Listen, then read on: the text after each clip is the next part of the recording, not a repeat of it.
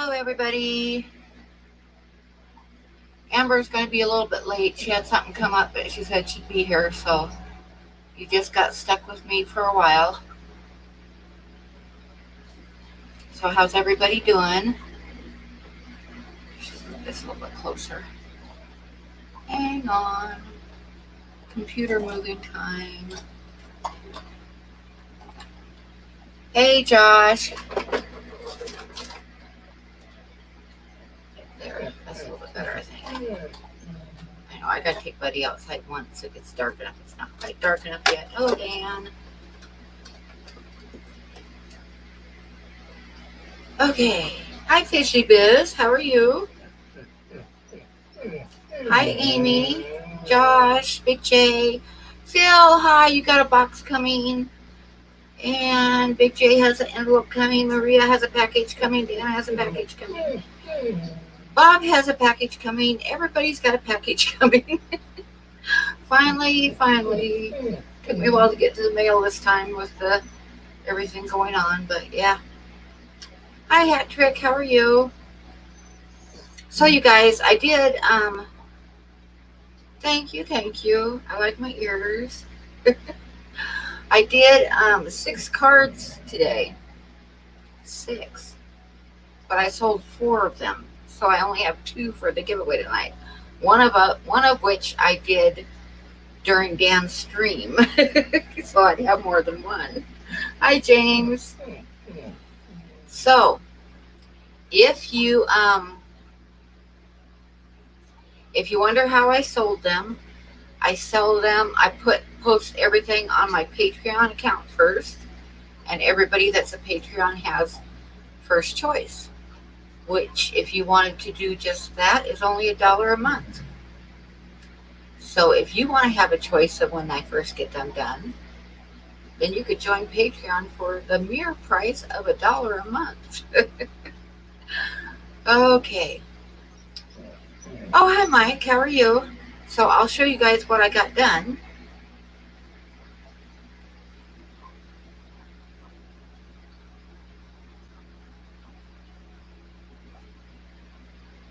Hi, Daniel. You're going to drive down there for that towel. You must be talking to somebody else. Okay. So I'm going to show you what I got done. This is one that I did during Dan's stream. And so it's for the giveaway, because I haven't taken any pictures or posted or anything yet. So it is an egret.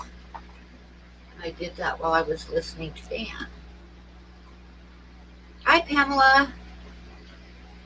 So let me see if I can figure out how to get this up to where it's like not got quite so much glare on it. It's not quite so very, but kind of blurry, but I think that's as good as it's going to get. Maybe if I go, that's not too bad there. So anyway, that's going to be one of the giveaways tonight. And it is an egret. Okay. And the other giveaway tonight is this little Mallard Drake in charcoal. So that's going to be given away tonight as well.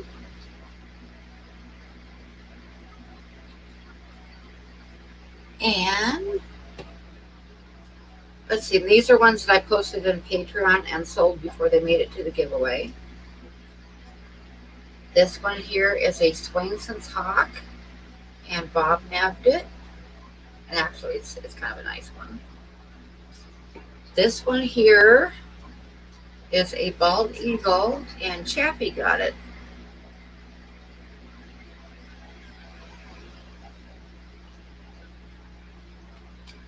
And this one is a wolf. And I don't remember who got this first. Ginger got it. I know Zen Ginger wanted it. Ginger Graves got it first. And Maria kind of wanted it too, but yeah, that's a wolf. And this is a bear, and Ginger got this one as well. So that's the ones that sold. And like I say, but we still have 2 to give away tonight. We have the Mallard Drake and we have the egret, which didn't turn out too bad for being like a quick one while I was watching down screen.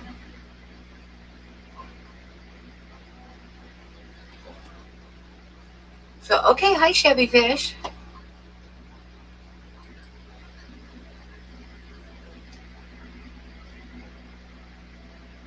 Hi Daniken. Hi Catfish Terry. Hi Ro.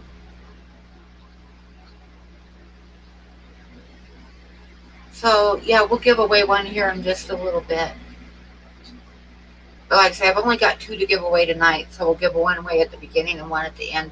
I usually give away 3, but I did all these today, so I didn't have time to do one more.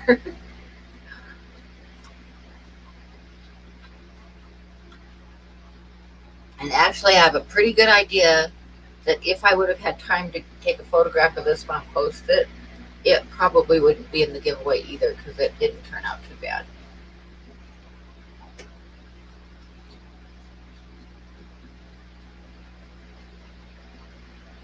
So what's cracking with everybody?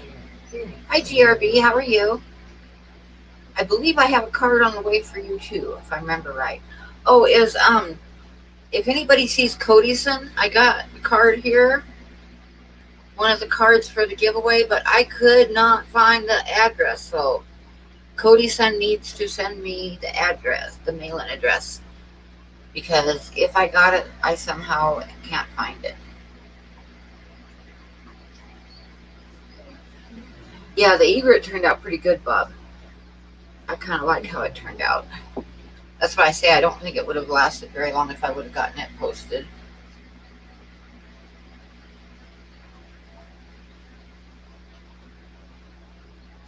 But maybe you'll win it.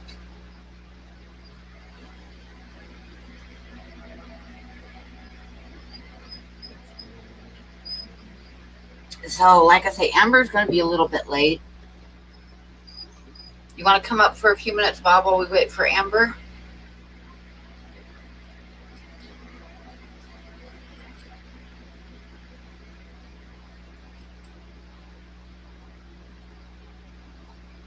I'm going to send Bob the link in case he wants to come up while we wait for Amber. Let me find the name. Find Bob a link here. I got to find Bob a link.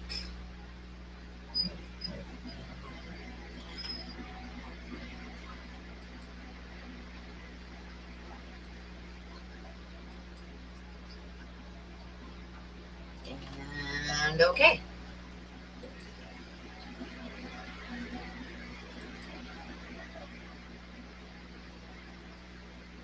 My Minnie Mouse ears. I like Minnie Mouse ears.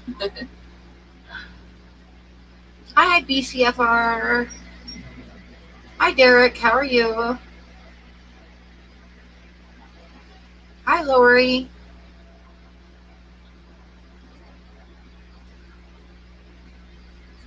I bet there's not very many people in here tonight, but I think it's because it's summertime and everybody has stuff to do when it's summertime.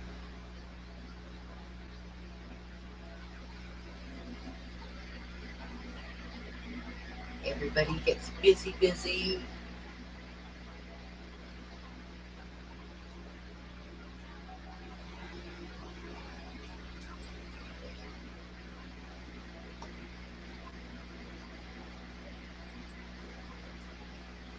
Okay. Like I said, I'm kind of waiting for Amber and waiting to see if Bob wants to come on. Oh, Bob's coming up. Good. And where's my Yazzie? Yazzie. He hasn't heard. Huh? He hasn't heard. Thinks he has. Yazzie, come on.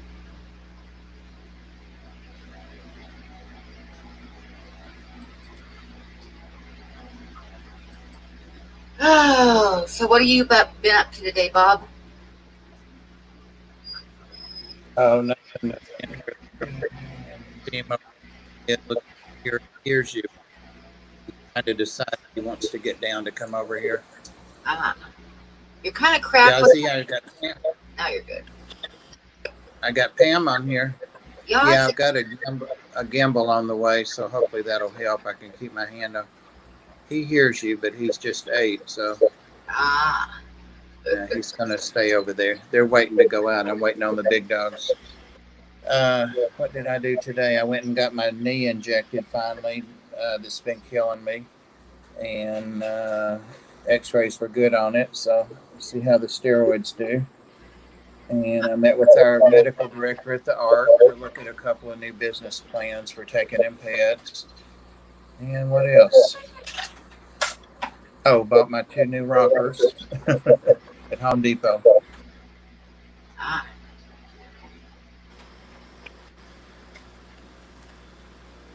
That's it. I've just been drawing all day. That's what I started to say. I bet you've been drawing. Yep. I thought, well, I'll do 3 and maybe an extra one in case someone buys one. And then 2 of them sold right away. So I was like, well, okay, I'd better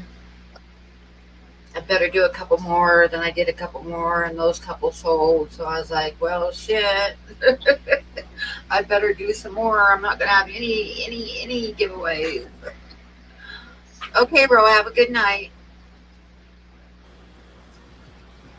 But I kind of like how that egret turned out with the black background. Yeah, I would have got that for sure. It kind of glows, the white kind of glows. I kind of like that. Hey, Lori. Hey, Phil. Bro, feel better. I don't feel good either today. Hey, Hat Trick. The cat just knocked the door open. Not yet, buddy. We gotta wait till it's dark. It's not dark yet.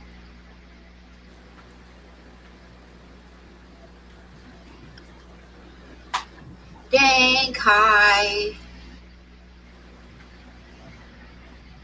Yeah, I hope Amber makes it tonight, but I don't know. She had Dang. something come up, so.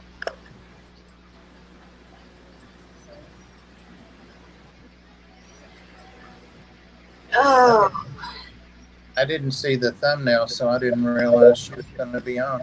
yeah, she was, but a little bit ago she messaged me and said something came up. She was gonna be late. So hopefully she makes it. Hope so.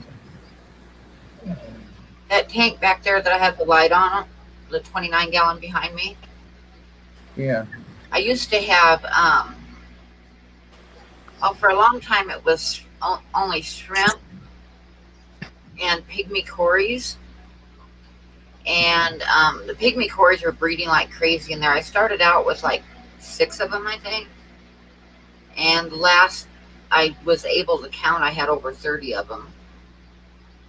And then one day I kind of goofed up and I let too many shrimp multiply in there and it crashed.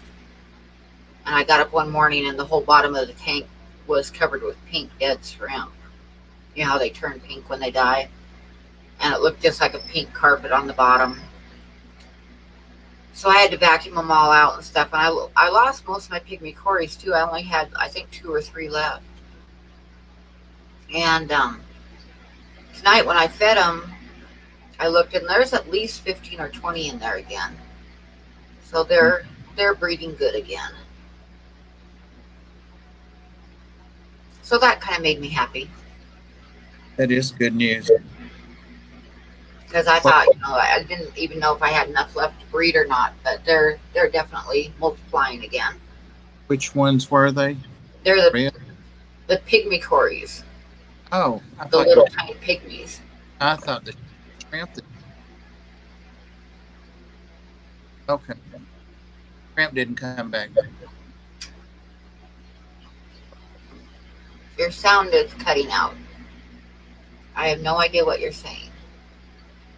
I wonder why. Now it's back again. Huh.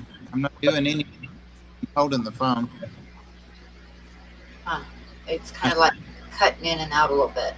I could use the computer. I'm too late. Yeah, I see here. It appears we're missing some likes. Likes are always good. Hi, Chewy. Yeah, we need. Fishy Fun, hello. And Aquaballs, hello. And Sharon Miller, hello. I'm going to give it just a few more minutes. I'm going to give away one of the cards. Which one should I give away first, the Mallard or the Egret? The egret. The Egret first. So if I get one worse, I don't have. Hey, Chappy. Hi, Pugs. Now see that your voice is gone again. I don't know. And now it's back again. Weird.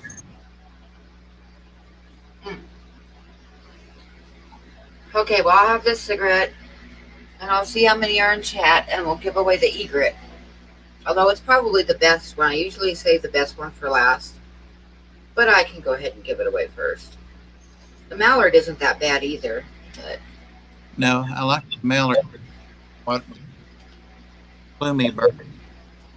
yeah, the egret is kind of turned out special. I don't know if you can see or not, but like these two lines right there, when you see it up close, these two lines right there, that's its legs with the light hitting them barely. So it turned out kind of cool. Yeah. Yeah. And I like the wispy white feathers on the black background. Used to have a lot. Lived in Florida. Yeah, that's from Florida. I would see him occasionally on Cape Cod, but not very often. Really surprised me one time on Cape Cod because there was some, I was driving by a lake and I was like, what the heck is that? Big white bird, and I realized it was a pelican. And you just don't see pelicans too often that far north, but it was a big white pelican. We have seagulls in Tennessee. We have them Yeah, what? seagulls in Tennessee. Oh, yeah. I think they're about everywhere. I know in eastern Oregon when they'd be out plowing the fields, the seagulls would be following behind the tractor. It'll be a flock of them because they'd be getting the mice and stuff as they got scared out of the ground. That's a coastal state, though. We're landlocked. Yeah, this was eastern Washington, though. Huh.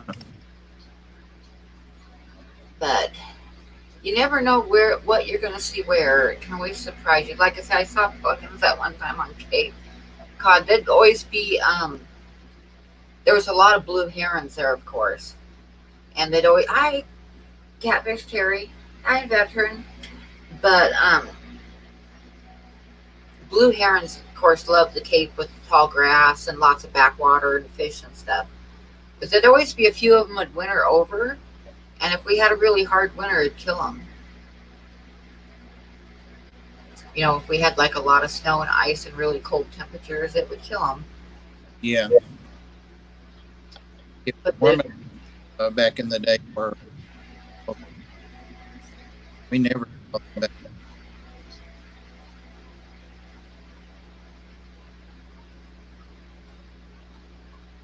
I never went to Huntington Beach. I should have, but I never did.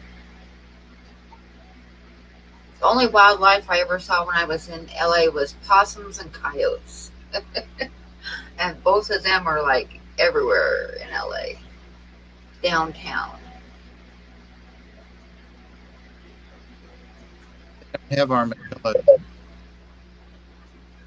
So you cut out and I couldn't hear what you said. They don't have armadillos. They don't have armadillos? Yeah. Yeah? Oh, they do? No, I used to see them when I was in Texas, though. Yeah. We have those here. Oh, do ya? Yep. Oh, good. Amber says she'll be there in 5. Um, the only place I've seen armadillos was in Texas. Texas has a lot of different animals that I'd never seen before. Well, birds and animals. They had it was in Texas was the first place that I ever saw cardinals. They have a lot of cardinals there, and we don't have them on the West Coast. And of course, when I moved to the Cape, there was a lot there too. But Texas was the first place I saw cardinals. And they had this beautiful bird that I saw a couple times, and I had to look it up to see what it was. It's a scissor tail. Have you ever seen one of them? Oh yeah.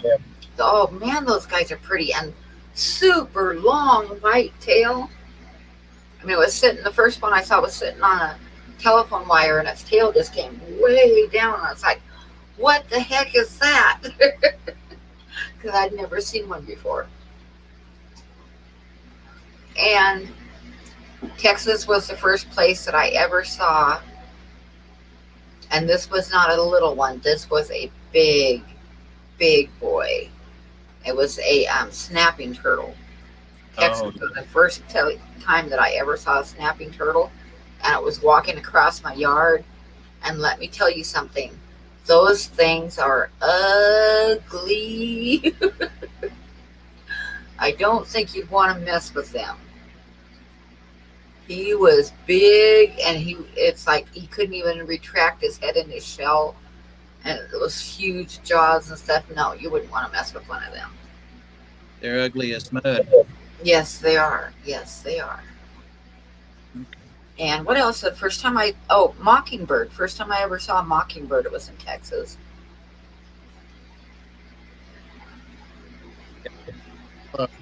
There's Yazzie. And he's still eating. He finished. Go sometime. A little late here. Yes, he got it. Got it.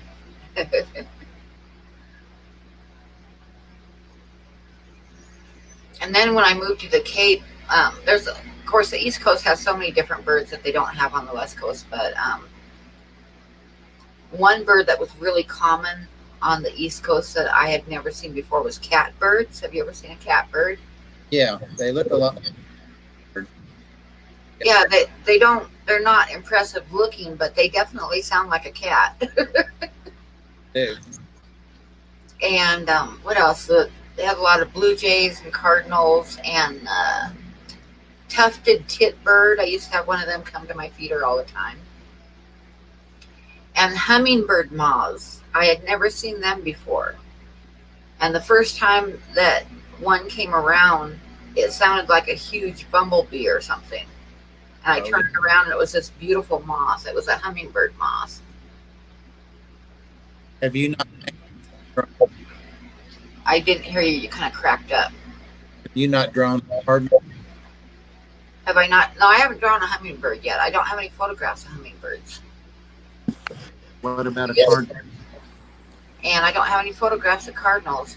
All the time I was there, I never took a photograph of one. I should have. But yeah, a lot of cardinals. We had a lot of hummingbirds come in the yard too. And I remember one day I was watering my garden, and a hummingbird was taking a bath in the sprinklers. It was going back and forth. The hummingbird was kind of following the sprinkler, taking a bath. It was pretty funny. They have such tiny, tiny nests. Yes, yes.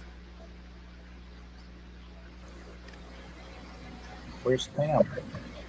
Moonstone says assignment hummingbird photo. Yes, do it, Moonstone. Hey, Lefty, watch your mail because you have your cards coming now. Yeah, hummingbirds are nice. I used to put feeders out for them when I was on the Cape all the time. We don't really have too much in the way of birds around here. I tried putting out a feeder for a while, but mostly all I got was house sparrows and finches and blackbirds. Like the red-winged blackbirds would come in and clean out the feeder in an hour, and I just kind of quit doing it. We get those pretty goldfinches when they're migrating back south in the Those spring. guys are pretty, yeah. Yeah. Yeah. But they're gone now. Used to get those a lot in Oregon. I'd see the little goldfinches a lot. And meadowlarks. I love meadowlarks. One of my favorite things in the world was when I'd be camping in Eastern Oregon when I was a kid. We'd go out arrowhead hunting and get up like at the crack of dawn when it's still like cold. It's going to be a hot day, but it's still nice and nippy. And the sun's shining and the air smells like sagebrush because when it gets the morning dew on it, it really smells good. And then stand there and have my coffee and listen to meadowlarks sing because they like to sing in the morning and they sound so pretty. They're not the same as whippoorwills. No, Meadowlarks, they're kind of pretty. The males get like a bright yellow breast and they got a lot of black specks. But the main thing with the meadowlarks is they have a beautiful song. I mean, it's really nice, and they're kind of a semi-arid bird. You aren't going to find them like in a bunch of trees and city and stuff. They're going to be like out in the sagebrush and fields and stuff like that. But they sound really pretty. I wonder if sagebrush with dew on it smells like autumn leaves when they're down. If sagebrush would do what with autumn leaves? If that's the same smell. I don't know. Sagebrush smells really wonderful. It smells the best like after a rain when all the leaves are wet. Then it smells really strong and really good. Or like say when you get up in the morning and there's still a lot of dew on it where the leaves are moist. Sagebrush smells good. Orioles, I haven't seen one for a while, but I used to see them in Oregon a lot. And there was on the East Coast, there was a bird that I saw out in the ocean that I had to look up. A strange looking bill on it and stuff, but kind of a cool looking bird. It was called a common eider, and they're like a saltwater duck, but they got like a really weird bill, but they're kind of neat looking. Okay, Chewy.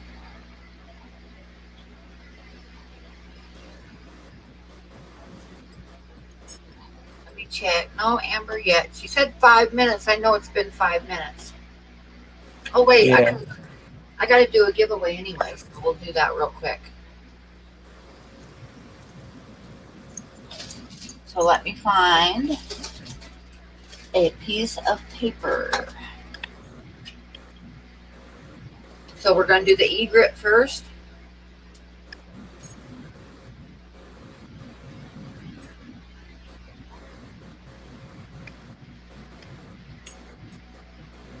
And then sometime later on tonight, we will do the mallard duck. But we're going to do the egret right now. So let me think of a good number.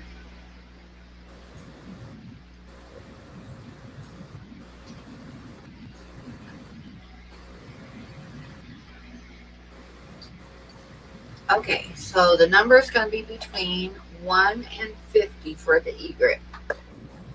And whoever gets the closest without going over is the winner.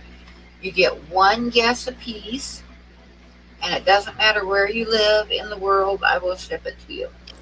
And if there's a tie, then we do a tiebreaker between the people who die. But wait till I type start, and the number's between 1 and 50. I'm going to type. Wait, I haven't typed start yet. Okay, Moonstone and Fishy Fun, do it again. Because you got to be below the start.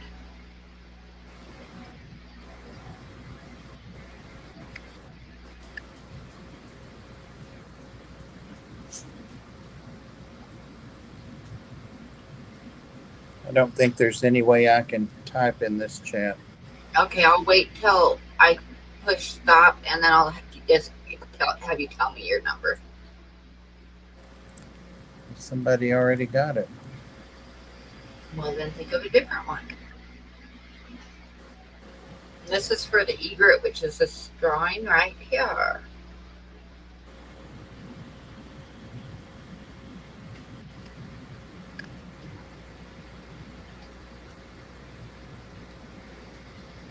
You're making me sleepy A too. lot of numbers came in, so I'm going to go ahead and push stop. Oh, still a couple more coming in.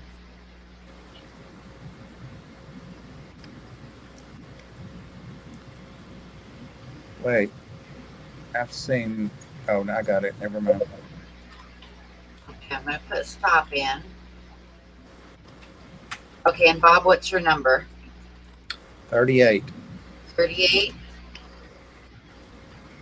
Okay, well, I think there was only one person that didn't go over because the number was 16. And Chai was so close. But somebody up here got 12. And that's the only one that didn't go over. And it's Yazadax. Yatzadax. Okay, so is that pronounced Yatza? Jatzya? Anyway, welcome to chat, and you just won an original drawing of an egret. So I need to have you send me your mailing address. And I'm going to type in my email address, and you need to send me your mailing address so I can send it to you. So let me get my email in the chat. And if I were you, I would copy and paste, because if you spell it wrong, it will not get to me. That's not spelled like it sounds. Okay, so there's my email, and congratulations, and send me your mailing address.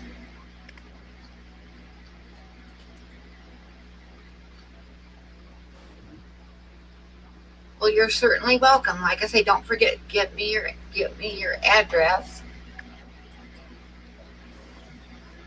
I did a giveaway today, Pam. Were you there? No, I didn't catch it till I didn't see you were streaming till the end of your stream. Yeah. And it was a very nice young lady that's new. She's just been in the chats for a while. She sent me a really nice email. Awesome. Told me how much the fish fam meant to her and all that. Cool. Oh, Cody, son, if you're there you are. Yes, you need to grab my email that I just posted above and send me your address too, because I have not mailed your card to you yet because I could not find your address. So please send me your address as well. And I'm gonna put my email in the chat one more time here.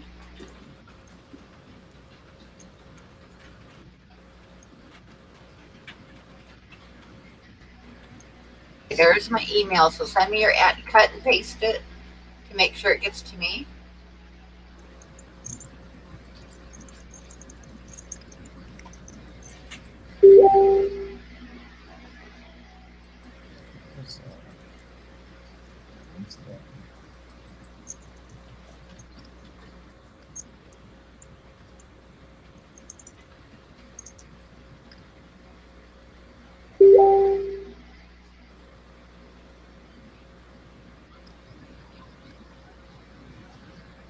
Okay, I got it, Cody.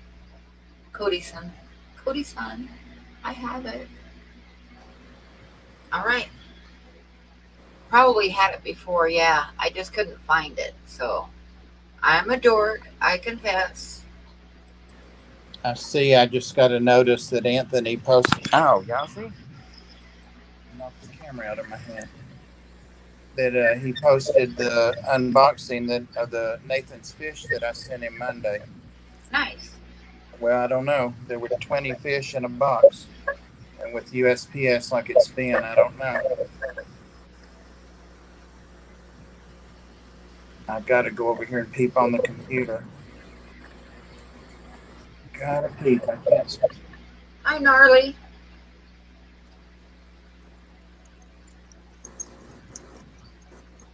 Yeah, Cody's son had sent me his address via Messenger on Facebook.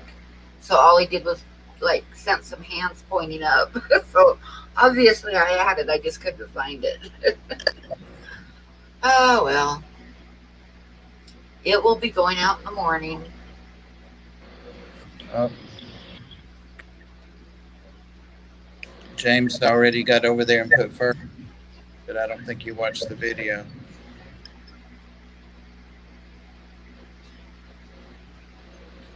Oh, I like thunderstorms. We've been getting a thunderstorm almost every night. We were supposed to have some roll through today, but we didn't get any.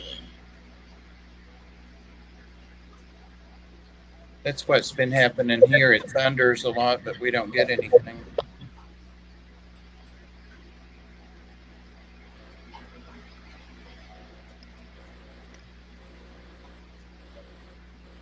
Oh, something cool just happened, but I can't tell anybody. Hi, Ox. How are you? That's not fair. Ox is from he's like art family. So everybody say hi to Ox. Hi, Ox. Well, my stickers are okay in the box. That's okay.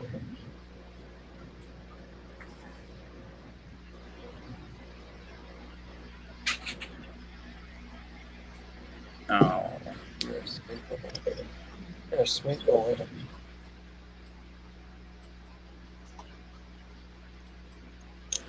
Plants look okay.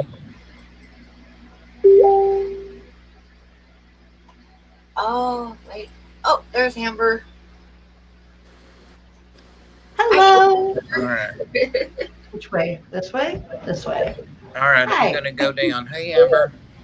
You don't have to, Oh, Bob. you can stay. I know. I got to walk these dogs. Hey, Amber. Oh, okay. Hi, Bob. Oh, Bye, Yazzie. Kisses and hugs. oh, He look loves at her Pam. ears. Bye, Yazzie. Oh, her ears. Hi, Pam. Hello, how are you? Good. Just finished water changes, feeding everyone. We had a late dinner. That meant everyone else had a late dinner. Hey, Anthony. I got to do my water changes yet. Yeah. I have water changes all the time. Last night I was up until 2:30 water changing 74 I'll be up. downstairs. I was going to do some water changing today, but I ended up drawing all day because I did 3 cards for my giveaway, and 2 of them sold. Ooh, congratulations. So I did another one, and that one sold. So I did another one during Dan's stream. I noticed you posted a lot to Patreon. Yeah. A lot of pieces going up. I kept bothering Joseph with him being like, look at this. And he's like, I don't care right now. I'm like, but you do. It's miserable. It's so hot out. Yep. I did this bear that Ginger bought. Oh, I love it. Of course Ginger did. That Ginger bought. I'm excited for the day Ginger wallpapers a room of her house with your And then there's so many trading cards. Eagle that Chappie bought. Chappie Very bought. nice. And then the Swainson's Hawk that Bob bought. And then for the giveaway, I did this one already. It's an egret. And then, so I have just one left to give away. I didn't get another one done because I sold too many today. But I've been drawing all day and I didn't want to do another one. But I got this Mallard Drake too.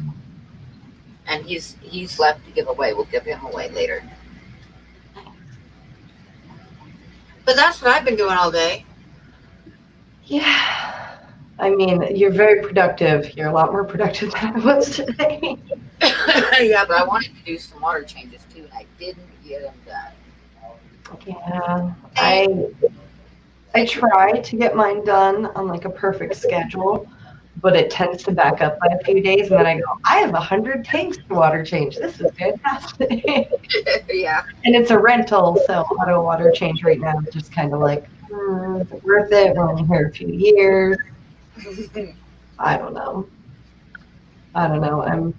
Right now I'm trying to figure out how I'm gonna breed bettas and tubs outdoors because I'm like, I just want to do this. I've put some out there for the last few days, couple of weeks now. I've had a few adults and they're thriving, and I want to see how fry grow out there. Yeah. I'm curious. Should grow good, I would think. Yeah, some of these tubs too in the sun they get to be mid 80s, which for most fish that's not ideal, but bettas, I mean, that's Yeah, they perfect. should like it. Yeah, they should grow good. And if it gets like some really good green water going on, it should be really good for them. I have some of that. My And all the buggies and stuff falling in there, yeah, I would think they would do real well. it's a heck of a problem to have, but the three only display tanks that I have at the moment really are on my desk. And I put plants from Lucas in them and they all got green water. I'm like, damn it. You are the green water wizard. They even starts green water in other people's houses. He does because it lived in the substrate and it had little pieces stuck to the roots. And I was like, oh, look.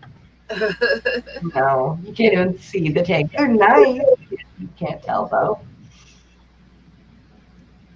Yeah, Mike, green water's a good. I have to say, for I have. for raising fry outside, green water is like nice. It's I've really played nice. around with a lot of different fertilizer mixes for aquatic plants, and most of them, in my opinion, just are really good at breeding algae.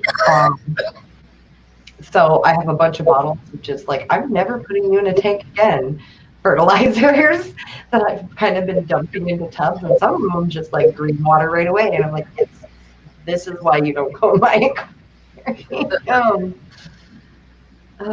Yeah, Mike, it sucks to film and it sucks to net out fish from green water. I've spent So, hours but of my so, life so staring into good for green water growing with babies, though. So good for babies. mm-hmm. So it's biofilm. Not enough people utilize wood properly with breeding fish, I think. So like right now, pretty much all of my pistos on the rack have either eggs or fry.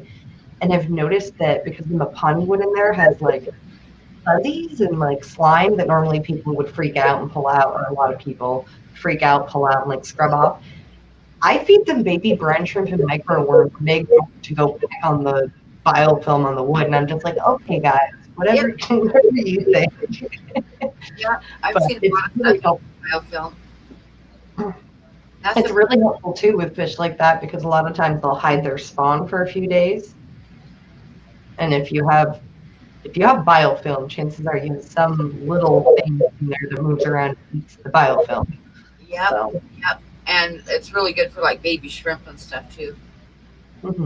Shrimp like all the nasty bits that grow organically in water. I've noticed. Yeah. Like for my wild bettas, I'll keep a 55-gallon drum filled with leaves and a sponge filter, and I just keep adding water and leaves. And towards the bottom of the bucket, eventually you get really slimy, nasty leaves. And Chris Lukop once told me, when I go on a trip, that's what I put in my fish tank. Nobody feeds when I'm gone, just the leaves. And I'm like, okay, let me try that. And I'll be damned, like every shrimp in that tank and just immediately start having more shrimplets all the time. And they got bigger faster. I'm like, well, okay. So maybe Chris Lukop does know shrimp. Uh-huh. They are the nasty bits, though. They're like the slimy, organic, like the things that look like it belongs in an episode of CSI. Yeah. You know what I mean? Where you're just like, I don't know what that is. That's gross. That tank behind me that's lit up, that one is a 29 gallon. Mm. And it has a lot of detritus in it. And I kind of mostly leave it alone Mhm.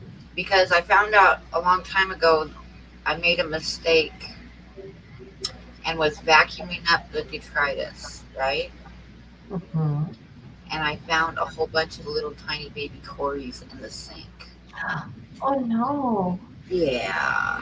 Oh no. Well, I mean, not oh no, but yeah. Yeah, I saved a couple of them, but they were tiny, and I imagine a lot of them went down the drain. Mhm. So ever since then, I just leave that tank alone. I don't vacuum the bottom out. I just kind of leave it alone because what I have in there that's colony breeding is pygmy cories, and their babies are very tiny. Yes, Very tiny. So I just leave them alone. I've had the tail spot cories, which are one of the three small, like true pygmies, Hasbrosa. Um, they are so cute. The babies are, but they are teeny, teeny, tiny, and they don't really move a lot. I think Rockford fish keeping, I think the next dollar per gallon sale starts like on the 26th, somewhere around in there. It's later on this month. Yeah, I was told it's going to be somewhere around like the 20th. Yeah, it's coming up pretty fast. But it's this month, but like more towards the end of the month. I'm kind of sad. I have a surplus of empty tanks, so I don't get to celebrate this time around. No, I don't. It's not something you should complain about, but I am curious because Joseph has this thing about how I need to have like limitations and restrictions, and I'm just kind of like I don't understand. Does not compute. More tanks. I don't really have any room for more tanks. It'll reach Like where I, I run out of I room. would But mind I'm curious replacing to some see of my what he says when I rent another U-Haul. I would like to replace some of my 10 gallons with 20 longs because I really like 20 longs. But there's also the fact that I'd have to go into Cheyenne, and Cheyenne's kind of a hot spot right now in Wyoming. Mm. So I don't really want to go into Cheyenne for anything unless I have to. Oh, this weather, I swear, with the humidity, it takes like 2 hours after a shower for your hair to dry. Even Yeah. when it doesn't feel dry, you're like, I still feel gross. I keep joking with Joseph that I have a microclimate right now of my own humidity.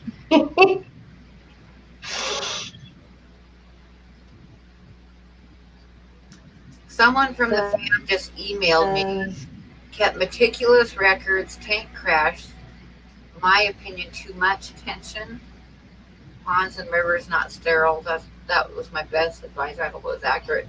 It's hard to say without seeing it, but it's quite possible if they were like cleaning it too much and keeping it spotless, that they just didn't let stuff build up enough in it to get a good going.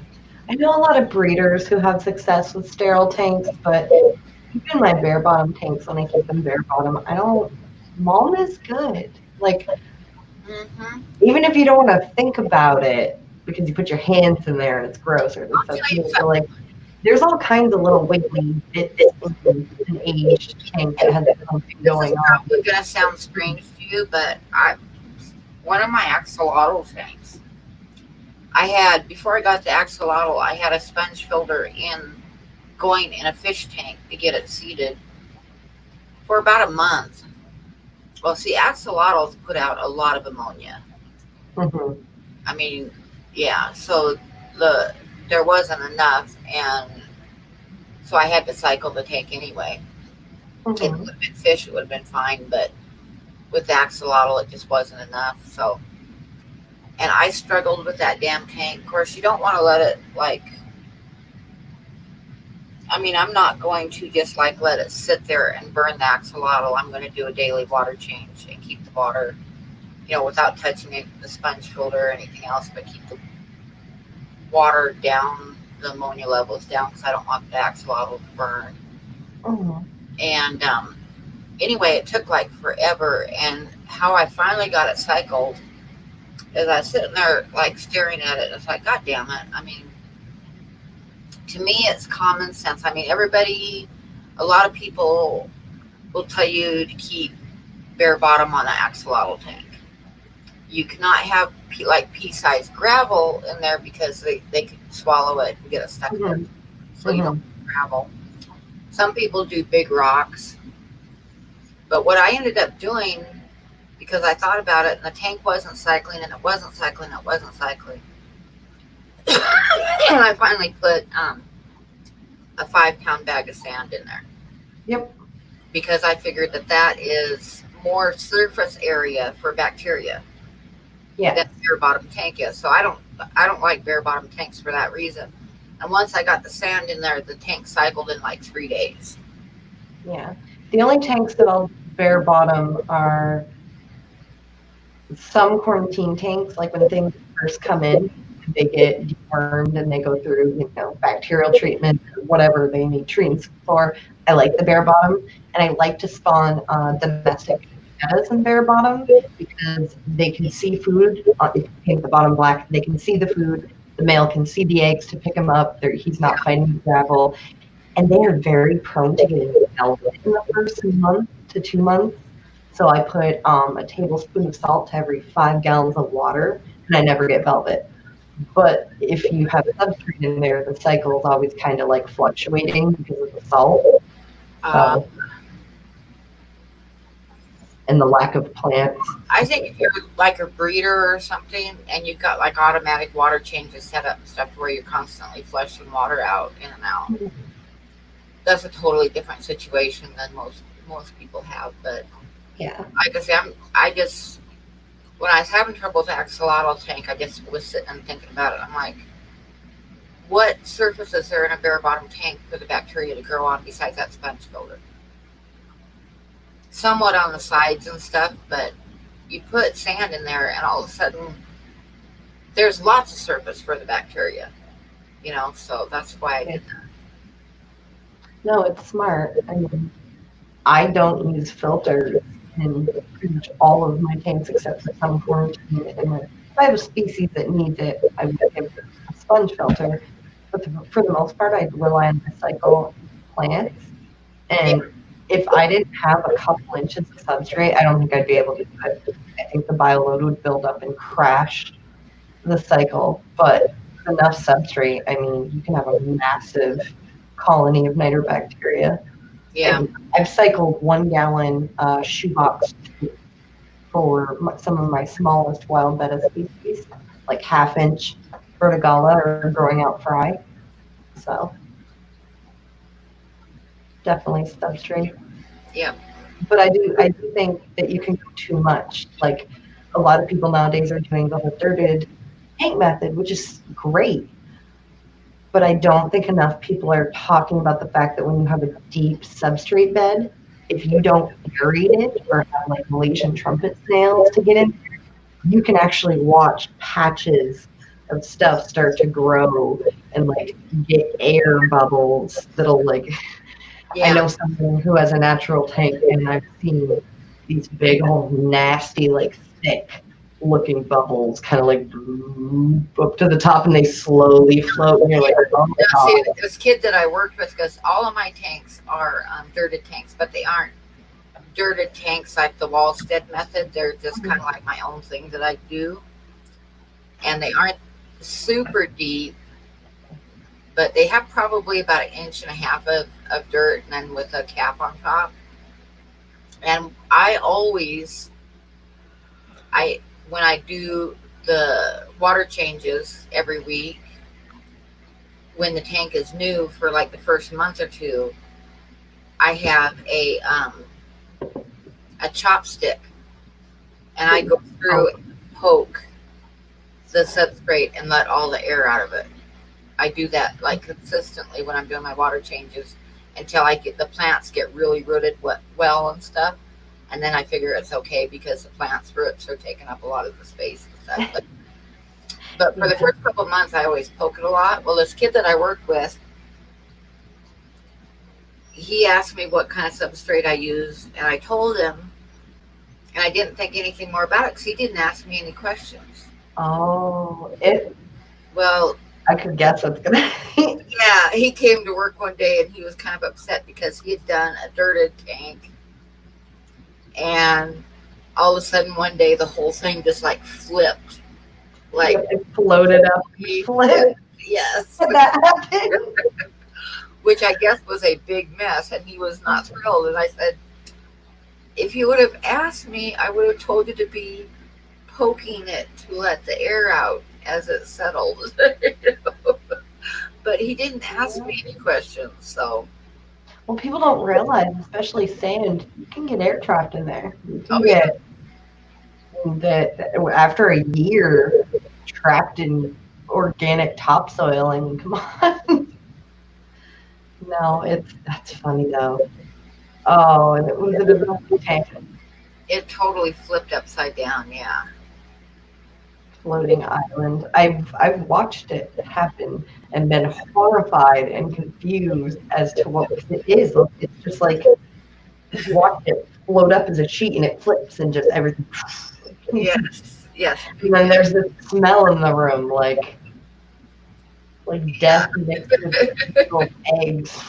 It's bad. Mm-hmm. Just the good old sulfur smell. Fish keeps eating. It's great. Yeah. Oh my God. So, I probably shouldn't. It doesn't make me look good as a fish keeper, but it's something people can learn from. I got moss in with some fish, and it went through quarantine for them. So I assumed everything was like good, and I put them in the main fish room, the 10 gallon.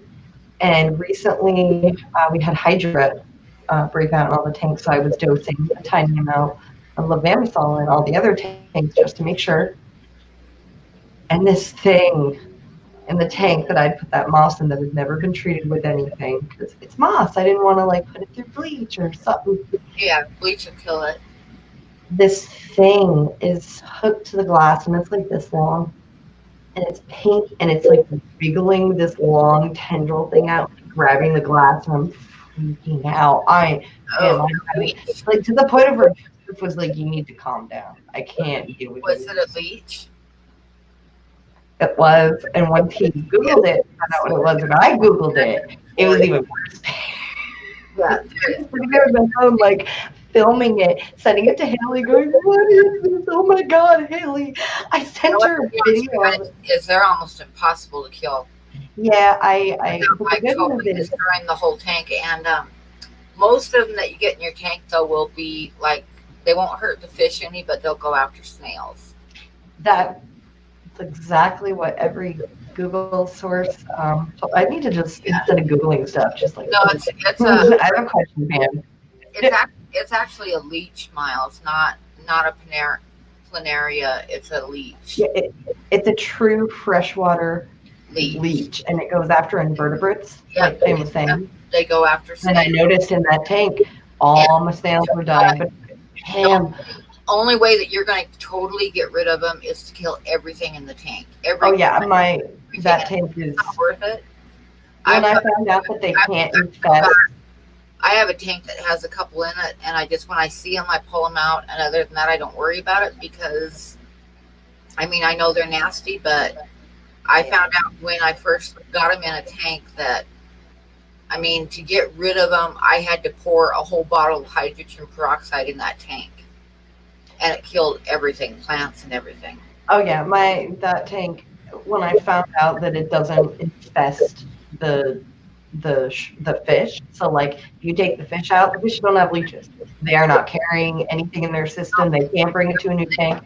I was like, well, this tank's done. I'm so sorry, Moss. You're gonna die. Like bleach for everyone. Clean out the substrate. Just pretend that never happened. Yeah, I'm filming it for him, and I have a good. They lay eggs in the substrate, so they lay eggs. They also carry. You'd have to damn near like nuke that tank. And they also carry babies on their bodies. Yeah. I have video. I'm zoomed in, and I'm like, oh my God. Got little ones on its stomach. Oh my God. And I'm filming this, and I think she called me 5 seconds later. She's like, what the hell is that? I'm like, I don't know. And she's like, oh my God, kill her fire. I'm like, I know. I'm having a conniption. This is just very calmly like, no, you just Google it. Just Google it. And I'm like, I don't know what to do. I don't know what fish in there. Is it going to eat my fish? I'm like watching it. I'm afraid to take my eyes off it. I see more. I've got some in at least one of my tanks, and I don't even worry about them. I just, like I say, when I see one on the side of the glass, I'll pull it out. But other than that, they get the snails, and I just don't worry about it because they don't hurt the fish any. And in order to get them out, you pretty much have to destroy the tank. So I just don't worry about it. I have a thing about leeches. Well, yeah, they're nasty. And the first time I saw one, I totally freaked.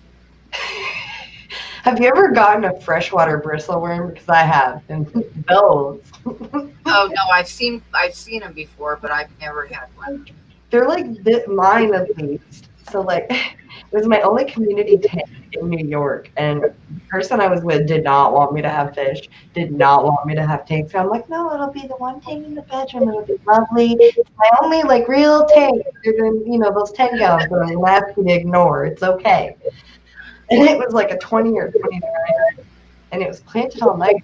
One day I was doing water changes, and through the murk there was this. It looked like this hairy red pink eel, like the way it moved in the water so fast, and it was like bright pink red, this long, had legs everywhere, and I was just like, oh my god, lost my crap, start screaming, down to the neighbor, called the friggin' super. So I ended up having to go and deal with my super at the door, and she's just like, what is it now, Amber? Like, is it a cockroach? Why are you screaming? I've got 3B on the phone right now, man. I was like, no, it's my tank. And I ignored it, and everything was kosher. And then my boyfriend at the time was working from home, and he was watching the tank. And I just hear this, like, sounded like an animal. Coming from both bedroom. Like, go in, and he's on the floor, part of the tank, and he goes, there's a monster in here. You need to kill everything. I'm like, what do you mean? No more fish. I don't know what's living in there. Pam, I was hysterically crying with a python, trying to stab it to like get it to go in the python. I'm trying to cut it in half with a little hose thing. I'm crying. I'm screaming. My cat's watching, meowing. I'm like, I don't know. Go away. It was awful. I ended up draining most of the tank. I pulled all the fish, pulled all the plants, drained most of the tank, still couldn't get it, and I dumped an entire thing of bleach in there. And after a day, it floated to the surface and it was this long. Yeah.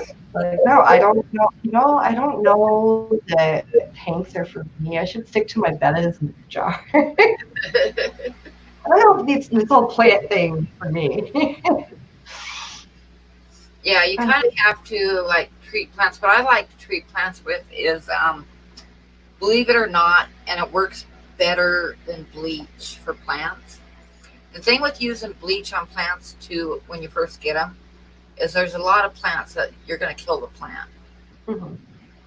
I've done it before. This is experience talking. I've killed brand new plants before doing a bleach dip. Same. I've watched them do the brown little like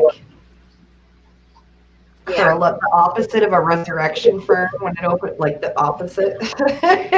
So the thing to use, and if you leave the plants in it for about 3 days, it actually works better than a bleach dip, is, believe it or not, is alum. Powdered egg white. Alum. Oh no, not albumin, alum. Alum. It's a spice in the grocery store. Mm-hmm. And you put, I never really measured, but at least like a tablespoon per gallon of water. And I need to Google what it is. And you drop the plants in, and you just leave them there for about 3 days. And at the end of 3 days, if there's any snails or anything in those plants, it's going to be on the bottom of the bowl. Because alum will kill it, and it does not kill the plants like a bleach dip will. Yeah, like I have it for baking it, for pickling stuff. Yeah. I have a big bottle downstairs. Yeah. I just don't know what it is. Yeah, I have no idea what it is. It's just what the aunts used to use in their like pickled jarred stuff. Yeah. So use that. Use that for not not a dip, but you actually like soak the plants in it for about 3 days, and then pull the plants out and rinse it off. And Oh, it does not kill the plants, and it will guarantee it will kill any snail eggs or anything that's on the plants. that's very cool. It, I'm so sorry. I'm now Googling. it is an old fashioned remedy from like when I like from probably 40 years ago, but it still works better than bleach and hydrogen peroxide and all that stuff. That is alum works is one of those old fashioned things that works really well. Why, thank you, Bob. Bob says my ears are extra glistening tonight. I noticed that. They're very sparkly. It's a chemical compound. Oh, this is so interesting. Pam, this is why people push you to do more fish stuff because you're damn good at it. And you're like, no, not really. I just know. It's like, no, you're a wealth of knowledge. Please share. No, that's just an old, like I said, I was doing that like 20, 30 years ago. 30 years ago, because I was doing it when I was like 20 years old, and I am now 65. So 45 years ago, I was doing that. But it works better than bleach and hydrogen peroxide Nice. because of the fact that it does not kill the plants. But you can't just do like a quick dip. You actually like leave them in for a few days. That's very interesting because plants go through quarantine before they go in the tanks, but That's a good quarantine for them because, like I say, if they're carrying any eggs or parasites or anything like that, the alum will kill it. that's very interesting. And I went back to doing that because, I saw online people were doing the bleach dip thing, and I got some of that. What's it called? It's the real poofy looking Columbia stuff. You know what I'm talking about? Columbia or something like that. Columbia or something like that. It's like real fluffy, ferny looking stuff. And I spent like $20 and it came in. It was absolutely beautiful. And I did a bleach dip and it killed it dead. Oh, that sucks. So I went back to doing the alum, and the alum worked. And I saw somebody do like a test thing, like a experiment, and they used hydrogen peroxide and they did a bleach dip and they did the alum for 3 days. And I forget who it was, but they said the alum actually worked better. Oh, I believe it. Than the other two did. That's it, Bob. Kabamba. Yeah, I ordered one. It was absolutely gorgeous, and I killed it with a bleach dip. I'm terrible with plants. I didn't get into plants until last 5 years. So I went back to using the alum because I remembered using it when I first started getting plants years and years ago. That's what I used to do, and it works very well. Sometimes, not always, but sometimes the old-fashioned, tried and true is better than the newfangled ideas. Mm-hmm. That's how I feel about my substrate. I use mostly kitty litter in my base. That's what I do too. I use half kitty litter and half potting soil. Mm-hmm. And I use, when I'm setting up a brand new tank, I will put down like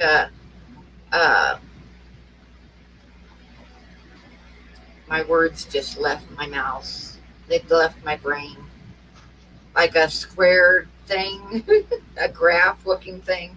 But anyway, on the bottom of the tank, I will space apart broken pieces of Job's houseplant spikes into pieces, and I'll put it on the bottom.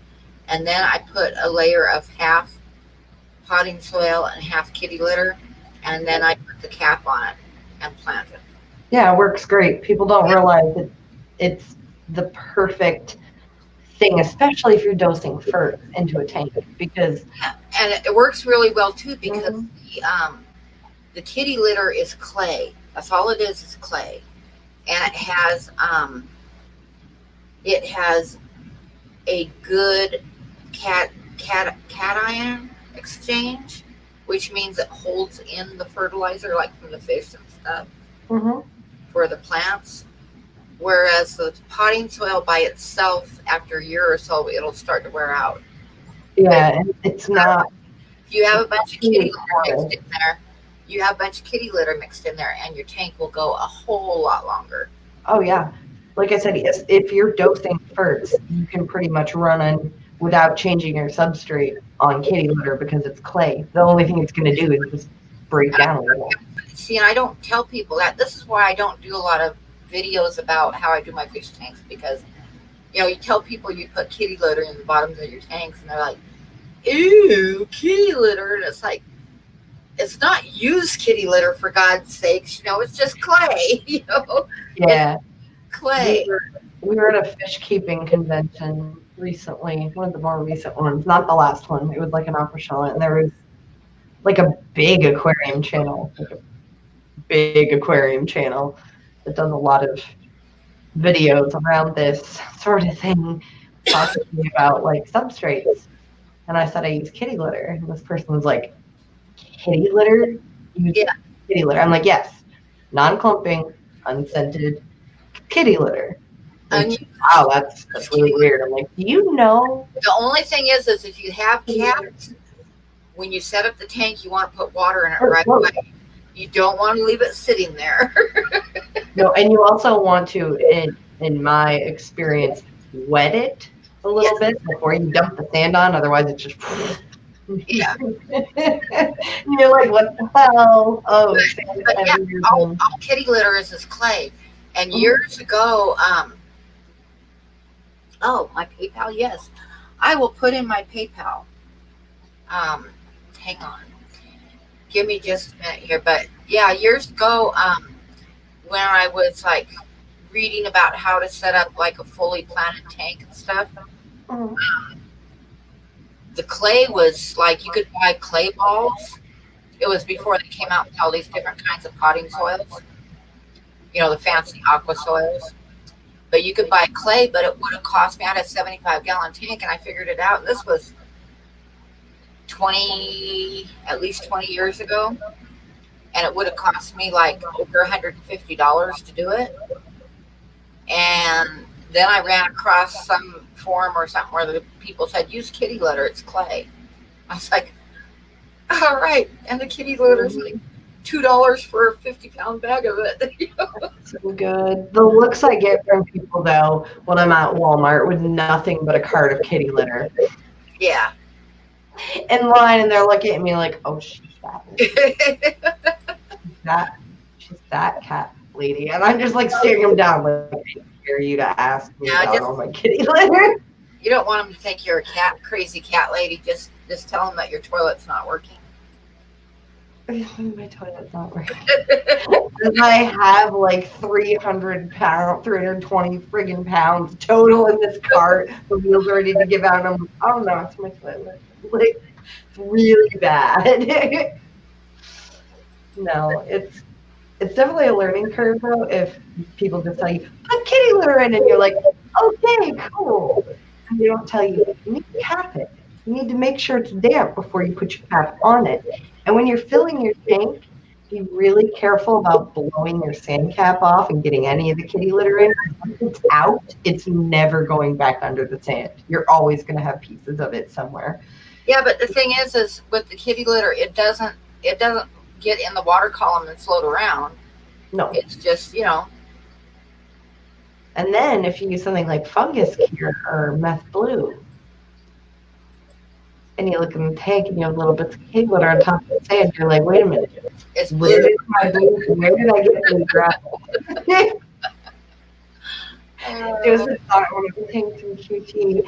When he first moved in, and like he put 2 and 2 together that meth blue was dyeing it because he saw it was like, "Oh, blue gravel." See, when I got my first tank, I was like 13 years old. So that was a while ago. God, I'm so old. But anyway, at that time, you go to the pet store for medication. All they had was either meth blue or that melachite green.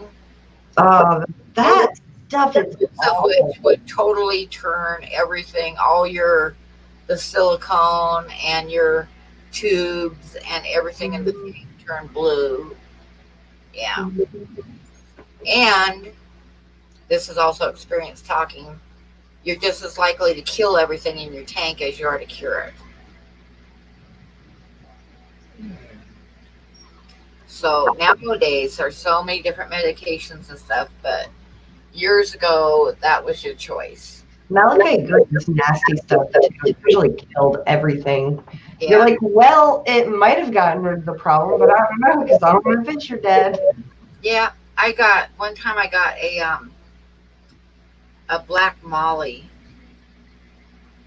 and it gave everything the next day. Everything in the tank had ick. So I ran to the fish store all in a panic, and they gave me some.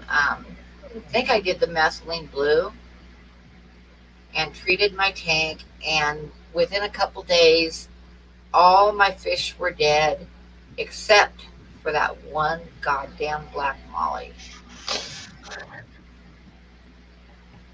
Yeah. You always have that one fish in the tank where like you don't wish it'll die, but like if one day you don't come out for food, I'm not going to be heartbroken. You can let go now. You've been here a long time. You didn't like that much to begin with, and like something bad happens to that tank, they're somehow always front and center, still alive, like giving you the fishy finger. Like, no, I'm good here. Yep. I had that happen with a cull that was in a 40 breeder out of Macrostoma. It was this little bent spine guppy. Like, it was sitting upright, but its tail was touching the ground. It was like shaped like a boomerang. It was like a boomerang fish. And I'm like, I can't let you live. This is just disgusting. Like, looking at it was painful, Pam. And I dropped it in the tank, and there was freaking pothos growing out of the tank, and the root clump in the corner that had mixed with the spider wood was so thick that this stupid guppy lived for like a year and a half in a 40 with a pair of macrostoma. That those guys like protein. They like protein a lot. Like, they do not care what it is. It's moving and it fits in my mouth. It's food.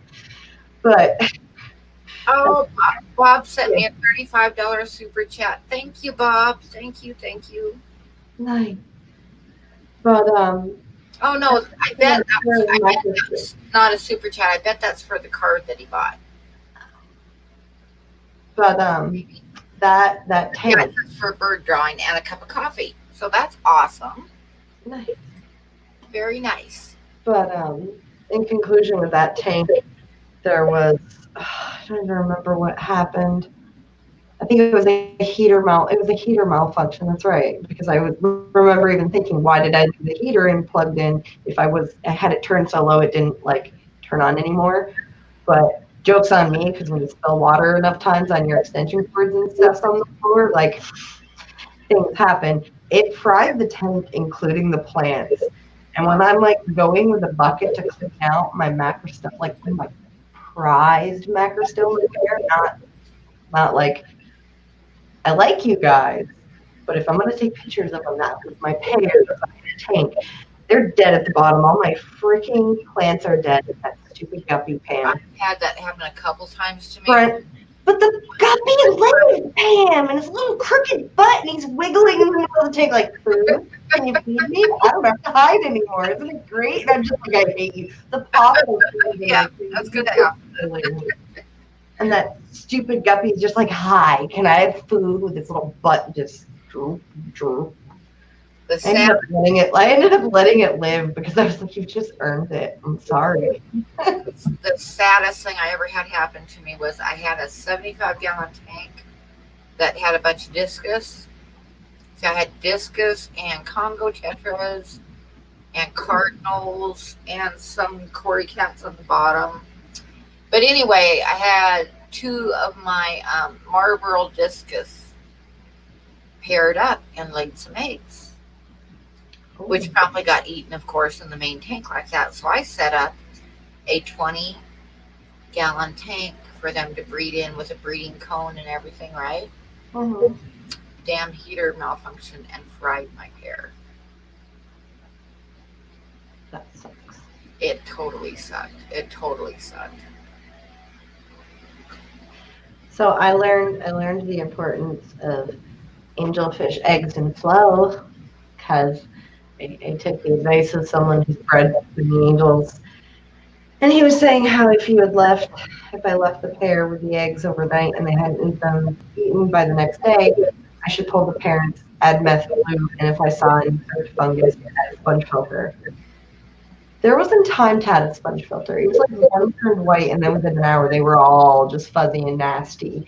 Like, Oh, I feel like too many people push the sentiment that angels can't parent anymore, that it's bred out of them because no, from what I understand, it's more like if you've got a young pair, sometimes it will take 2 or 3 times before they will not eat their young or eat the eggs. I mean, that's kind of Let them learn. It's an experience thing. You've just got to like let them go through the first couple batches, and they'll eventually figure it out. that's kind of all parental fish, I think.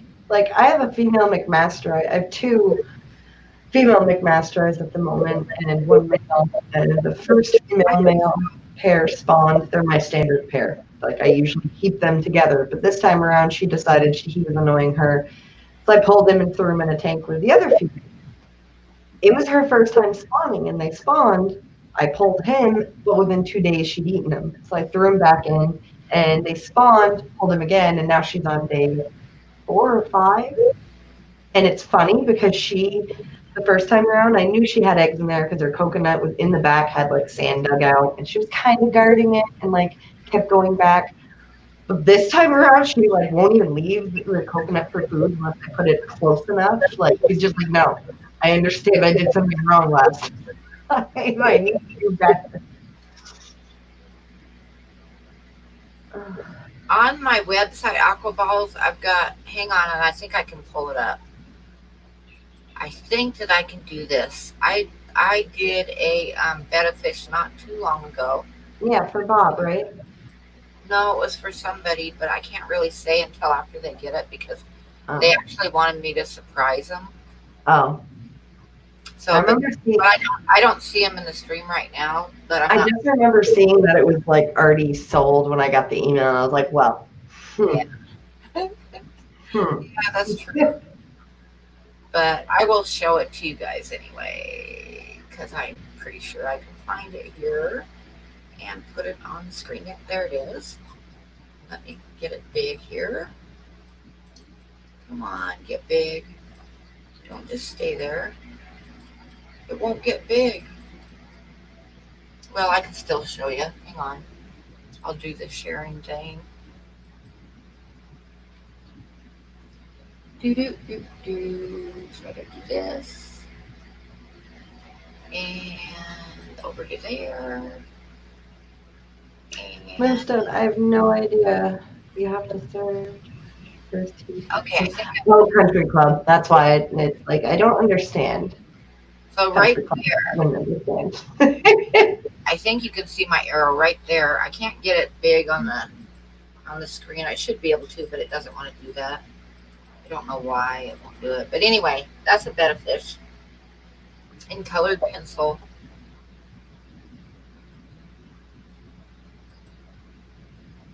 You're so talented.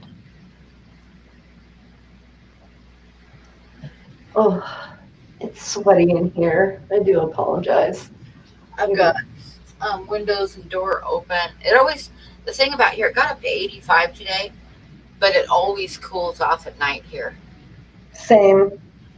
The reason being is that, I'm sitting at like 7,165 feet above sea level. Yeah, we So it'll get down to like 45 tonight. And I just keep the windows open so it like gets nice, and like I wake up in the morning and it's like so nice. Joseph commented on that recently that at least we get some reprieve at night.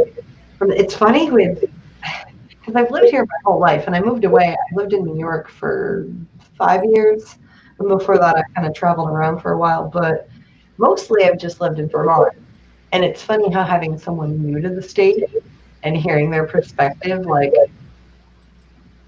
saying how New England women are sturdy ladies. I'm like, what are you talking about? And when I'm looking around, I'm like, our broad shoulders are like, there's some farm ladies.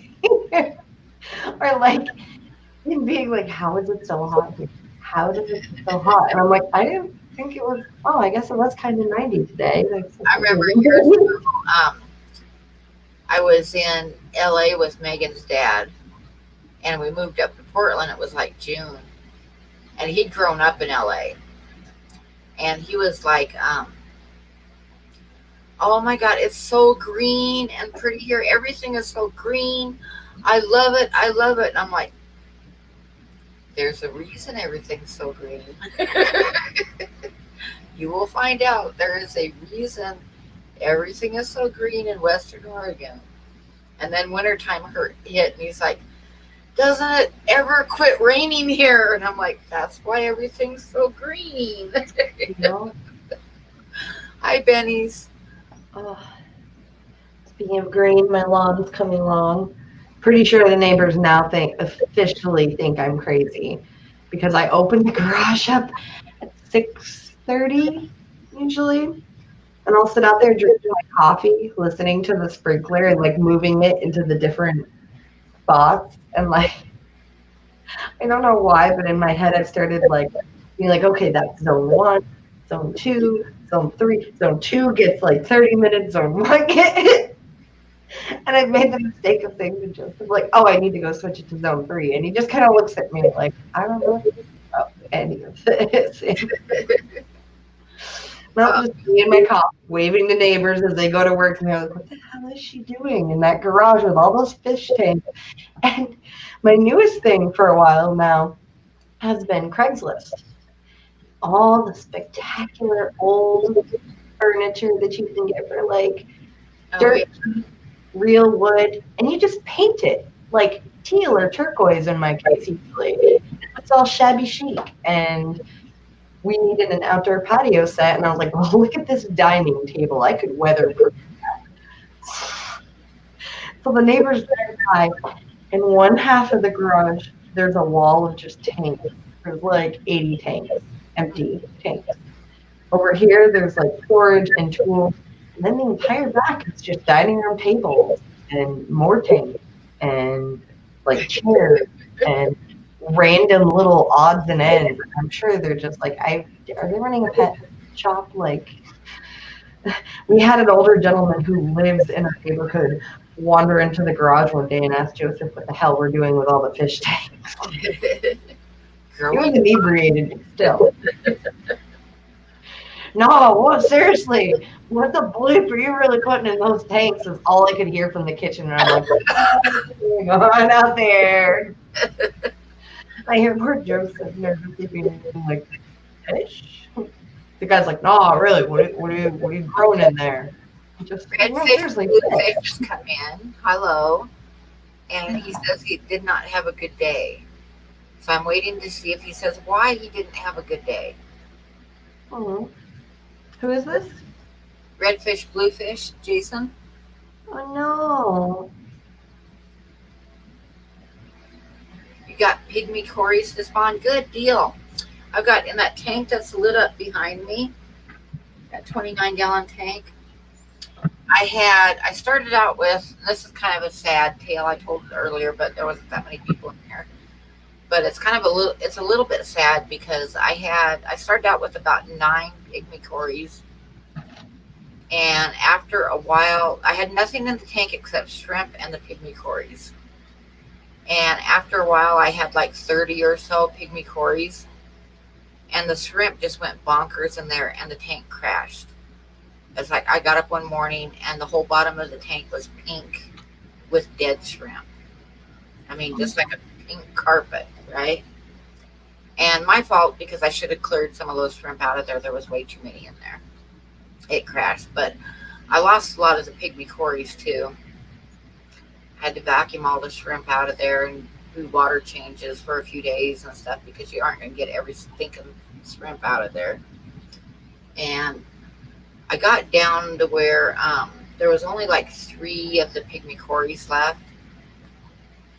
So they've just kind of been in there, and there's some Chopre Danios in there, and some kind of a little pseudomugal that's like only about half an inch long. I forget what they're called. But anyway, and then the pygmy cories. And today, when I fed, all those pygmy cories started coming out, and I have at least 20 again. So they've been doing their thing. That's good. So actually, that made me happy because I love the pygmy cories, and I was very sad when I lost so many of them. They are so cute. Yeah. And like I say, I only had 3, and I didn't even know if that was enough to get my colony going again. But obviously, it was because I have a whole bunch of little ones in there right now. Nice.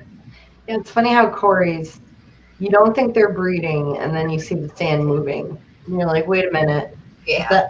That's a big. Oh my God, there's babies everywhere. Yeah.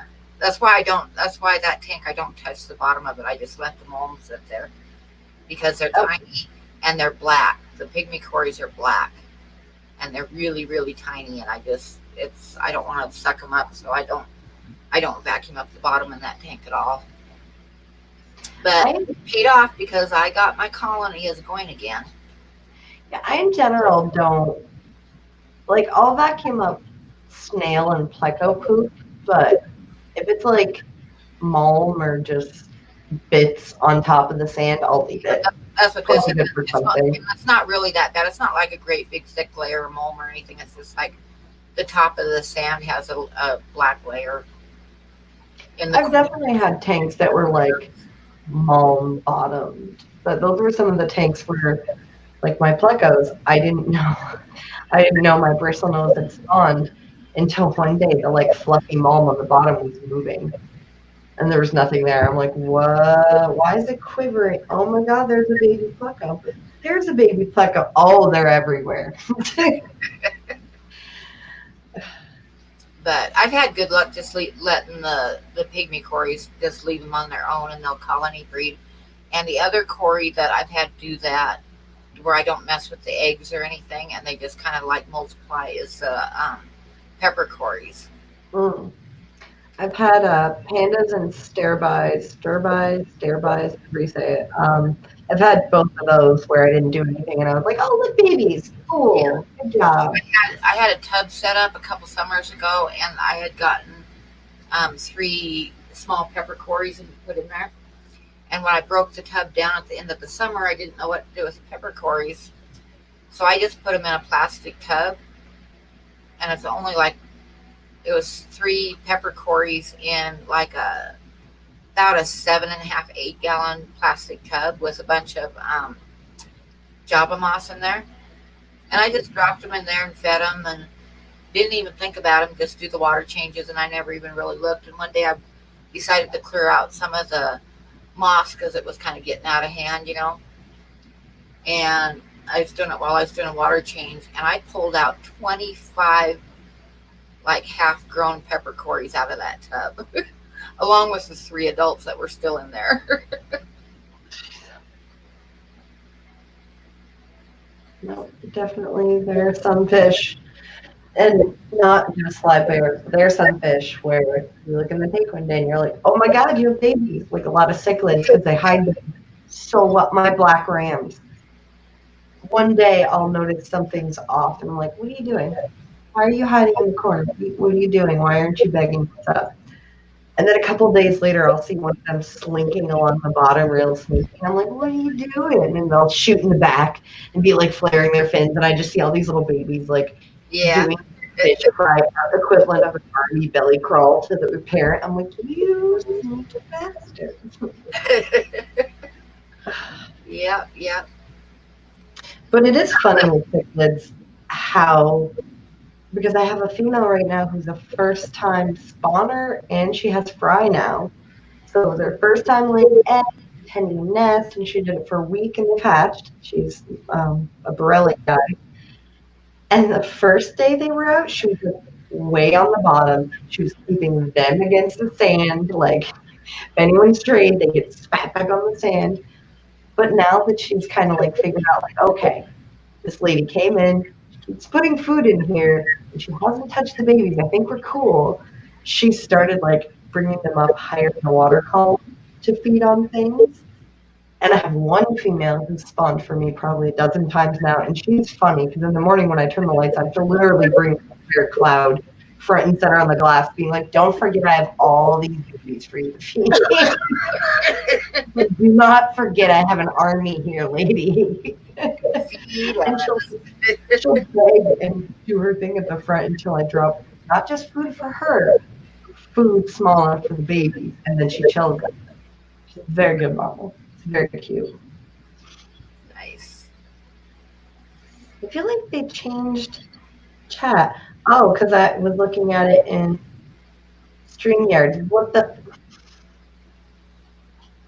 I've missed all the chat. I feel like Joseph right now. StreamYard doesn't seem to keep up with the chat very well, so I usually have the stream open at the same time because, let's see, yeah, StreamYard is like behind. And sometimes it'll just sit there and be like half an hour behind. So I always have it like pulled up on the YouTubes too. Oh, yeah, that's what I just did. And then I checked it on my phone and was like, damn it. Yep. John of Oof. It's a very interesting name. Oh, John, hi. Hello. He is also from the art family. Very nice. I forget you run in all kinds of different channels, Pam.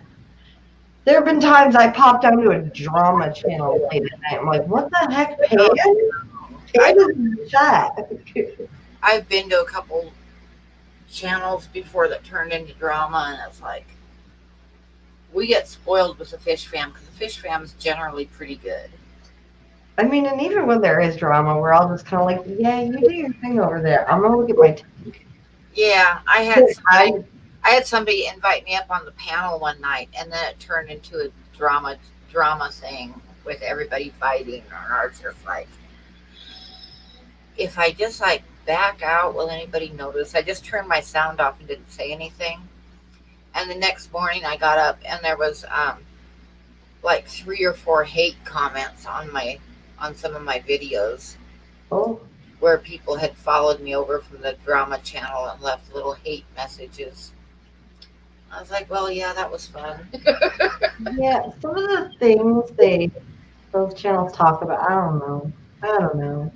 But then again, like, a lot of my YouTube content that isn't fish is like little old Asian ladies cooking, talking about it in their native language that I don't speak, but it soothes me. There's something very soothing about like a little Korean lady showing you how to make kimchi and just like casually talking to the camera. And I'm like, I don't know what you're saying, but what you adopt, you're delightful.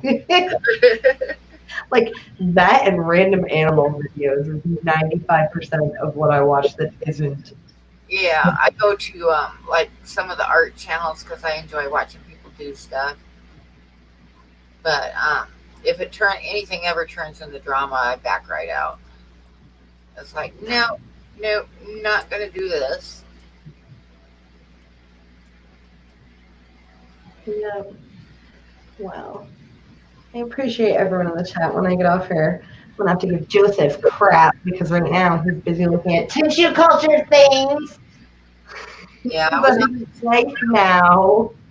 on like that night when I was actually on the board and I like tried to ignore it. But the girls on there started like ripping this guy apart for singing, like making fun of his singing and stuff. You know, really saying some really awful things. And then he came on and was calling them nasty C words and stuff and screaming at him and going in and then coming back again and screaming at him some more. And they were screaming at him and he was screaming at them. And then by the end of the night, like an hour later, they're all like, oh, I love you too, and all that shit. And I'm like drunk girls in a bathroom at a bar. What the hell was this? You know, it's like that's what that sounds like, Pam. It's like, no, I don't do drama. Benny, he doesn't need to be left alone. You have no idea how much tissue culture life I've had to hear about and BPAs and guys and this hormone, and pathos. And I'm just like, I don't understand any of this. I'm a simple lady. I know you think I'm smart, but I'm not. I'm just capable of learning like a golden retriever. I'm Like, sure. I'm sure Joseph has gotten together with Redfish, Bluefish. yes, they just got off the phone a little while ago. Joseph should go back and watch some of his live streams where he was doing tissue cultures while he was live streaming. It was pretty cool. Pretty cool, but lots to learn. I wouldn't even attempt it because, for one thing, all those special sterilizing fans and stuff, I'm sure that there's no way in hell I could afford to buy all that stuff. Yeah, it's all very daunting, and I'm just a like hippy dippy lady. I'm like, I don't know, my plants kind of clone themselves. Yeah. I name them and then I cut pieces off and put it in water and it does stuff. I don't know. That's it. Yeah. I don't know. I don't understand hormones and like, no, just. But I always forget about your mug, Pam. I have a nice day mug. Yes. I ordered a shirt the other day. What was it? It hasn't got here yet, but I ordered a shirt and I love it. It says Fatties Against Fascism. And it's going to instantly be my favorite shirt. Nice. I hear footsteps. What art have I done lately? I've got a commission piece that's almost done. Hoping to have it done by the end of this week, and then I'll be working some more on some oil painting commissions that I have going on. I need to catch up with my commission work because it's been sitting for a while and I need to get it done. But anyway, I've got one almost done. Then today I did six cards. Three of them were supposed to be for giveaways, but I ended up with 2 for giveaways because I sold the other one on my other ones on my Patreon page. I did this bear, and Ginger Graves snapped that one up. And I did a wolf, and Ginger Graves snapped this one up too off the Patreon page. Oh, Ginger. And then I did this bald eagle, and Chappie got it off of the Patreon page. And I did this Swainson's hawk, and Bob got it. And then I did this one, which I know would have sold right away on the Patreon page, but I never got a chance to post it because I did it during Dan's stream. But it's an egret, and I've given that one away tonight. That one was one of the giveaways. And I've got one giveaway left, which is this mallard duck, which I'll be giving away in a little while here. I keep wanting to put a shawl on to be cozy.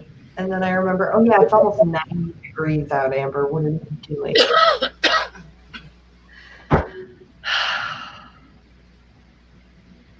This weather. Not trying to be rude, but what time is the next giveaway as I have family over soon?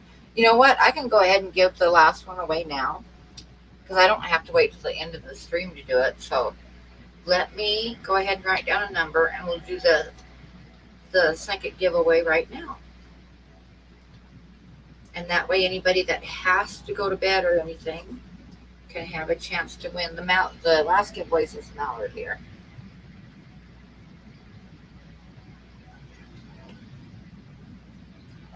And let me write down a number.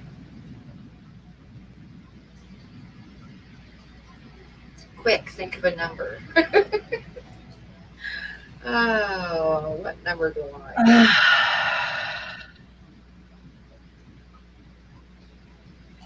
Okay, I have written down a number, and the number is between 50 and 100, and when I type start, you get one guess, and whoever comes closest without going over is the winner. You can only guess once. I can send it anywhere in the world, so it doesn't matter where you live. And if there's a tie, then we do a tiebreaker between the people that tied. So it's whoever comes closest without going over. I'm going to hit start. And the number is between 1 and 50. And there we go.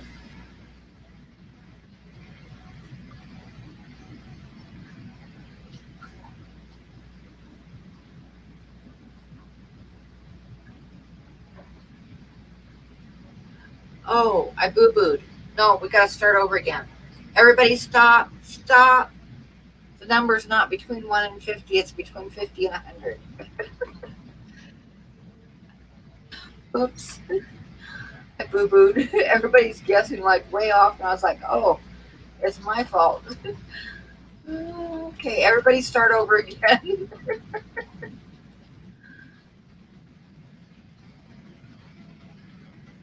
Okay, there we go. Now everybody guess. Sorry about that.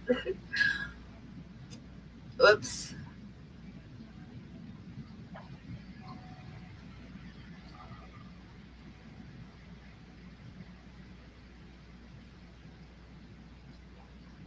I'm sorry. I'm sorry. Oh, now I haven't been watching the numbers. I gotta watch.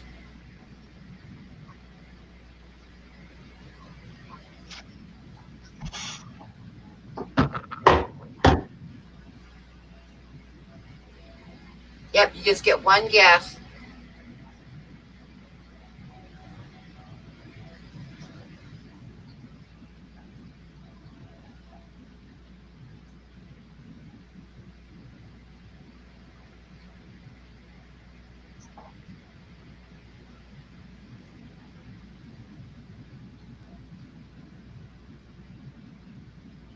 You don't know that. So many people have said that, Benny, then turn around and won one. So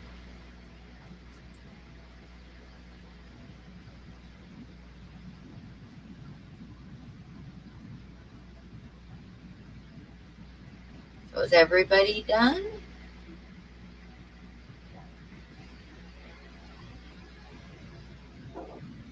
I'm going to type stop.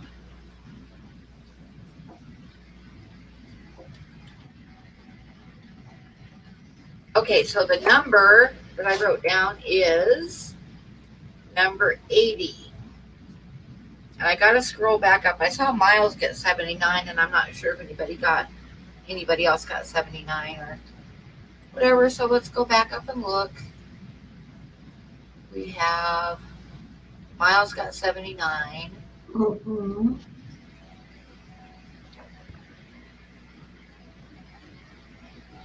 And it looks like Miles won this one. Yes, it does. So, and I still have your address because you won one that I sent out this week. So I can send you this one too. Congratulations, Miles.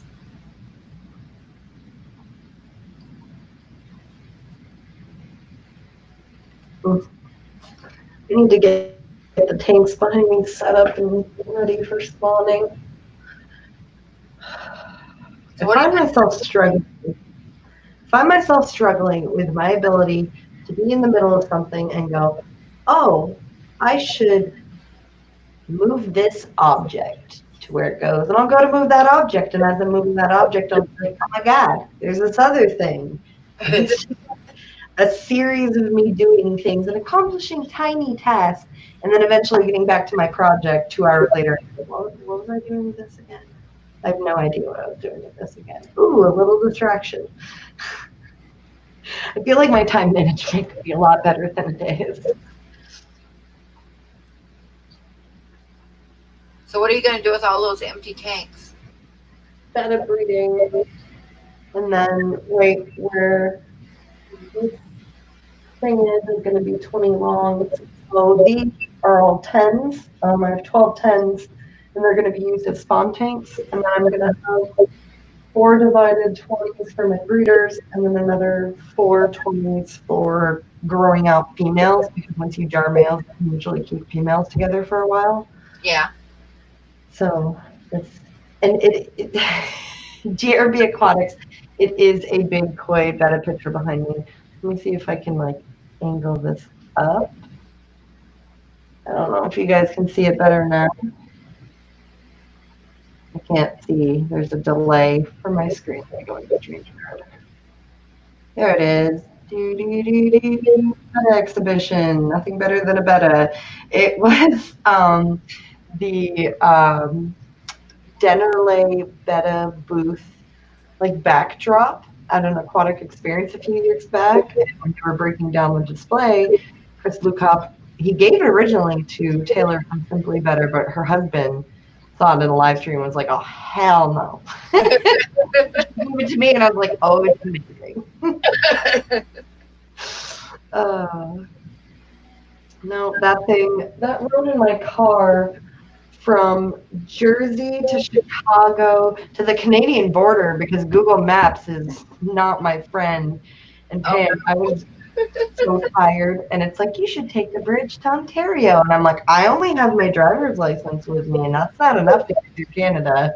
And I'm realizing this as I see the border, Pam, like I'm driving and I see like Canadian border next whatever mile, and I'm like, wait, what? And I pull out Google and I look, and I'd been driving for I think 6 hours at that point. And I'm like, oh, I'm in northern, almost Canada, and now I'm 28 hours from home. And I ended up driving straight because I had work and I was so behind.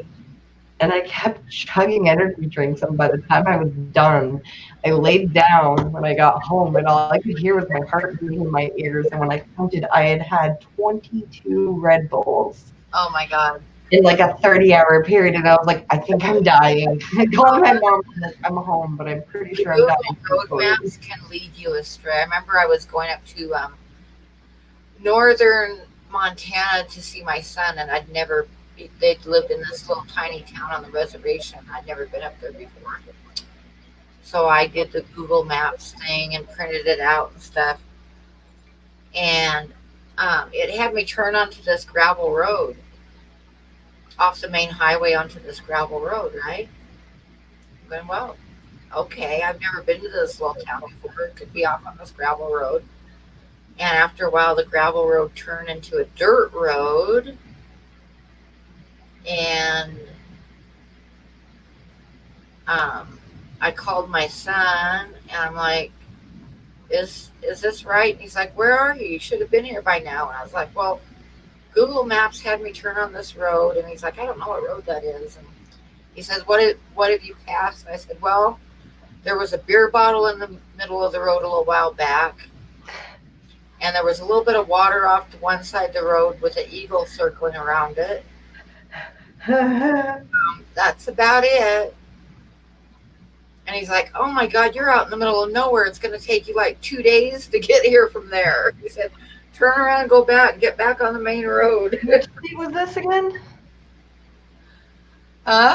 Which state? It was in Montana. Oh, Montana. Oh God, I thought I was gonna die in Montana. I'm pretty sure it was Montana. It might have been Nevada. I don't know. I was driving. It was when I was going to California from Vermont because I was like, yeah, I'll just drive. I love to road trip. Well, my car is telling me I have 40 miles to empty, and I'm like, all right, I'll find a gas station. Next one. There was no next one, Pam. Oh, yeah, you can go. Yeah. You can. I got off the interstate. If you're on the reservation, it's like, oh my God. It's like, I remember when I was moving from Livingston down to Denver, and I should have filled up in Billings, but I didn't. And we crossed the reservation, and my cousin was ahead of me driving the U-Haul, and I was driving my truck. And I'm messaging him on the phone, and I'm like, hey, I've only got a quarter tank of gas left. We're on the Crow Indian Reservation, right? And he's like, okay, I'll watch for the next gas station. And then pretty soon I'm like, I'm down to 1/8 of a tank. And he's like, yeah, I know, I'm watching. There's no gas stations yet. And then I'm like a 1/4 inch past the red line on my gas tank. Because there is no gas stations until you get off the reservation. Yeah, I don't know, Pam. It reached a point where it was telling me 15 miles to empty, and I'm on the phone with Joseph, and I was trying to stay calm. So I don't want him to know that I done messed up real bad. So he's just like casual. I remember being frustrated, feeling frustrated. He was casually talking and didn't understand. In my head, I'm hysterical because I have 15 miles to empty. I pull off the exit and I'm like, okay, Google Maps, tell me where gas is. And gas is like 14 miles away. It was like within a couple miles of what I had, and I was like, I just have enough to get there. I get there, it's an abandoned oil rig. Like they had gasoline at one point for their work trucks. And I'm on the phone and I'm like, I need to go. I'm like, I don't know, I'm lost, I'm out of gas, I'm gonna die. And I kid you not, I'm like standing outside of the car looking around on the phone, waiting for either someone to appear and me to be like, all right, this is how I die. Or just like, I don't know. But tumbleweed, actual tumbleweed went by, and I just felt inside me. Yeah, I'm gonna freaking die out of the desert. Yeah, well, when I finally got to a gas station, when we got off the reservation, pulled into the first gas station, it was extremely expensive gas. I mean, they were like way overpriced. I didn't give a shit. I have a 15-gallon tank on my old truck, right? Mm-hmm. I put in 16 gallons. I've done that. I've definitely I been like, I didn't know it could hold that much. It was definitely running on fumes. When I finally got to a gas station, I had been on 0 miles to empty because it was one of those digital reads. So as I'm driving, it's like 3 miles to empty, 2 miles to empty, 1 mile to empty, and I'm just like, no, it's a 0. And I'm just, I just have the needle on the gauge, but the red point at the end when it sits on empty. Yeah, when it's actually like past red a little, and you're like, how? It was like a 1/4 inch past the red line on the other side, on the 0 side of the red line before I got gas. It was so bad, but Pam, I finally get to the gas station and I get out of the car and my knees almost give out. Like I'm shaking, I'm crying. I don't think I've ever been so relieved to see a gas station in my life. And I go into prepay and I'm like shaking as I go to the lady in my car. And she's looking at me. I'm sweating. I'm tears stained. Like I look like I have just been through hell. She's like, "You having a rough day?" I was like, "I almost ran out of the She's just like, that's out west. Mm-hmm. And then there are you. I'm just like, you unsympathetic wench. Give me my card. I'm sitting out holding myself up at the gas pump. I'm still shaking. Like, it's okay. Because it wasn't just not finding gas. It was, there were no cars. Like, getting off the interstate exit, driving the 50. Pam, I drove around 40 to 50 miles, and I didn't see a single car. And like, being a young lady out there on the road by myself with no gas, I'm like, so the first car that I see is the only person I'm gonna interact with. So I hope they're on the up and up. Like, good luck. Oh, somebody, we're not reading the chat. Joseph, you are one to talk. I'm reading the chat from the Peanut Gallery in the background. When I worked at the gas station in town here, this happened 4 different times with 4 different people, right? And only one of them was blonde, and the other 3 were like college kids, guys, right? Mm-hmm. This happened 4 separate times. So the way the gas pumps are set up is you have to prepay before you take the nozzle out. If you take the nozzle out, it's going to tell you to replace the nozzle and prepay first, right? Yeah. So I had 4 different people come in at different times and tell me that the little reader bar on the pump was telling them that I needed to go out there and put a new nozzle on the gas pump, because it said, please replace the nozzle. So they thought that I needed to go out there and put a new nozzle on the gas pump. Mm-hmm. It's like, it'll be okay. Just prepay first. You'll be fine. It's like, oh my God. Mm-hmm. Okay, so it's apparently an urgent question, originally asked by Sharon Miller, now twice by Joseph. What am I going to make with the eggplant that's growing in the garden? Pressing question. I know everyone's riveted to know everything that I can. Stir fries, Parmesan. Eggplant is really good if you roll it in eggs and dip it in flour and fry it. It's also really makes a really good lasagna if you make an eggplant lasagna. I used to do that once in a while. Moussaka, I think is what it's called when it's like a cream sauce. It's like a Greek thing. I'm a fan of that. My favorite way to do eggplant is you let it sit in salt for a little while to get out the bitterness. The seeds are actually what have the bitterness of eggplant. But if you salt it, it like draws all that out. I'll salt it and then I'll cure it with this chili paste and you just bake it. And it's like good. Asian baked spicy eggplant. It tastes like somehow it makes it almost like fish. Like Yeah. the texture and it makes pretty good lasagna too. But I think my favorite is just to like dip it in egg and flour and salt and pepper and just fry it. It's really good. Yeah, eggplant is an underrated vegetable, I think. Yeah. Kind of like beans. People don't realize you can do a lot of stuff with beans other than just like cook them with some butter.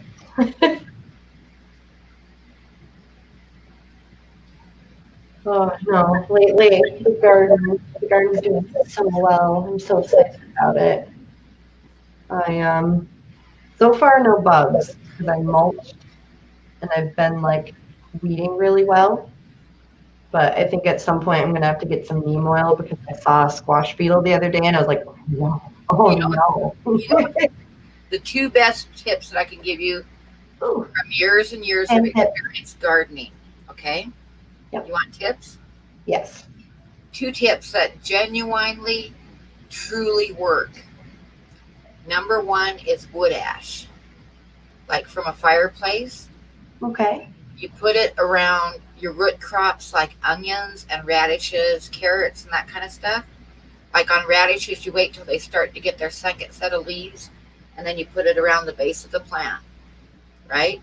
Mm-hmm. And it keeps the flies from laying the eggs that get like maggots and holes in your radishes and carrots and onions and stuff. Stops, period. You will have the cleanest, most beautiful radishes, and your root crops won't have any worms at all. So that's my number 1 tip for wood ash. I'm gonna have a fire soon then, I guess. Joseph, we're burning everything. Okay. And the other one, okay, good night, Jonathan. The other tip that I can give you that really, really works, and this one you use for like cabbage worms and stuff like that. It will totally stop them dead and won't hurt your plants at all. Just get some Dr. Bruno's peppermint soap, and you put about a tablespoon in a quart spray bottle. Wait, is that the brand that makes Epsom salts too? I don't know. Dr. Bruno's is like, comes in a tall, skinny bottle. You get it at the health food store, and it's covered with all kinds of hippie shit. Well, it is. Yeah. Dr. Bruno's peppermint soap. And the peppermint smell will keep most bugs off your plants, including like potato bugs and stuff. But if you spray the leaves of your cabbages and stuff, like after every time when you water or after a heavy rain, go out there and mist your plants with the peppermint soap. Does not hurt the plants at all. It's totally organic. Does not make anything taste like peppermint. It just washes off. But it will keep like cabbage worms and all that stuff. You won't have any of them. Oh, I have some of this, only it's not peppermint. It's just the castile salt. Yeah, still soap. Yeah, get the peppermint. Get Dr. Bruno's peppermint soap. Okay. And those are 2 tips that I got years ago, like from Mother Earth News. And of course, these 2 really worked. I tried a lot of stuff that didn't work, but those 2 tips absolutely work. Absolutely work. I'm gonna try them both because they are both new to me, and I like things like that where it's a make your own. I'm gonna, for those in the chat who want to know. But some of the tips that I've read over the years, like one year I had a lot of slugs. Yeah, it's like that except it's peppermint. You want Mhm. you want it. That's exactly what it is, but you want the peppermint soap. Done. Walmart has it. Cool. And then you only put about a tablespoon in a quart bottle, and bugs don't like peppermint. So like the cabbage moths and stuff will just keep right on going, and they won't lay their eggs on your plants. So you won't get any cabbage worms, and it cuts down a lot on like potato beetles and stuff eating the plants too, because they don't like the taste of the peppermint. That's very interesting. But So you gotta that one you gotta keep doing, like every time it rains and washes it off, you gotta refresh it. Or if you sprinkle really good, water your garden, then spray it afterwards with the peppermint soap. But I remember like one year I had slugs really bad, and I read that slugs don't like marigolds. So I spent a whole day like putting a whole line of marigolds around my garden. And the next day I got up and the slugs had eaten all the marigolds down to stubs. So that one didn't work. I've Like found nasturtiums. Something. many years of gardening use those two things because they absolutely do work. I definitely will. Yeah, I've always had a garden every place I've lived at, but it's typically like I beg the landlord and they let me have like a 6 foot by like 4 foot patch that my dad tills out, and I just fit what I can. But this time I have like garden beds and stuff, and I go out with my little tools and I feel like Martha Stewart out there, and I'm just like, yes, this is my garden. This is my dry brush, little whitewashed blue flower beds, and I feel all fancy. And then I look next door at the botanist in her yard, and I'm like, oh, don't look over there, Amber. One thing you can try over there. if you're there next year, try one of the last gardens I had, like for 2 or 3 years. I planted these, and they're really good. Those dang it, I don't remember what they're called now. They look like sunflowers, and they get really tall, but they get tubers on them like potatoes, and the tubers taste like potatoes. But you've got these like 6, 7 foot tall sunflowers that make your garden look all pretty, and then in the fall you dig them up and you got all these tubers that taste just like potatoes. I love sunflowers. When I was a kid, I grew up doing the whole like 4-H thing as a kid, and sunflowers and pumpkins.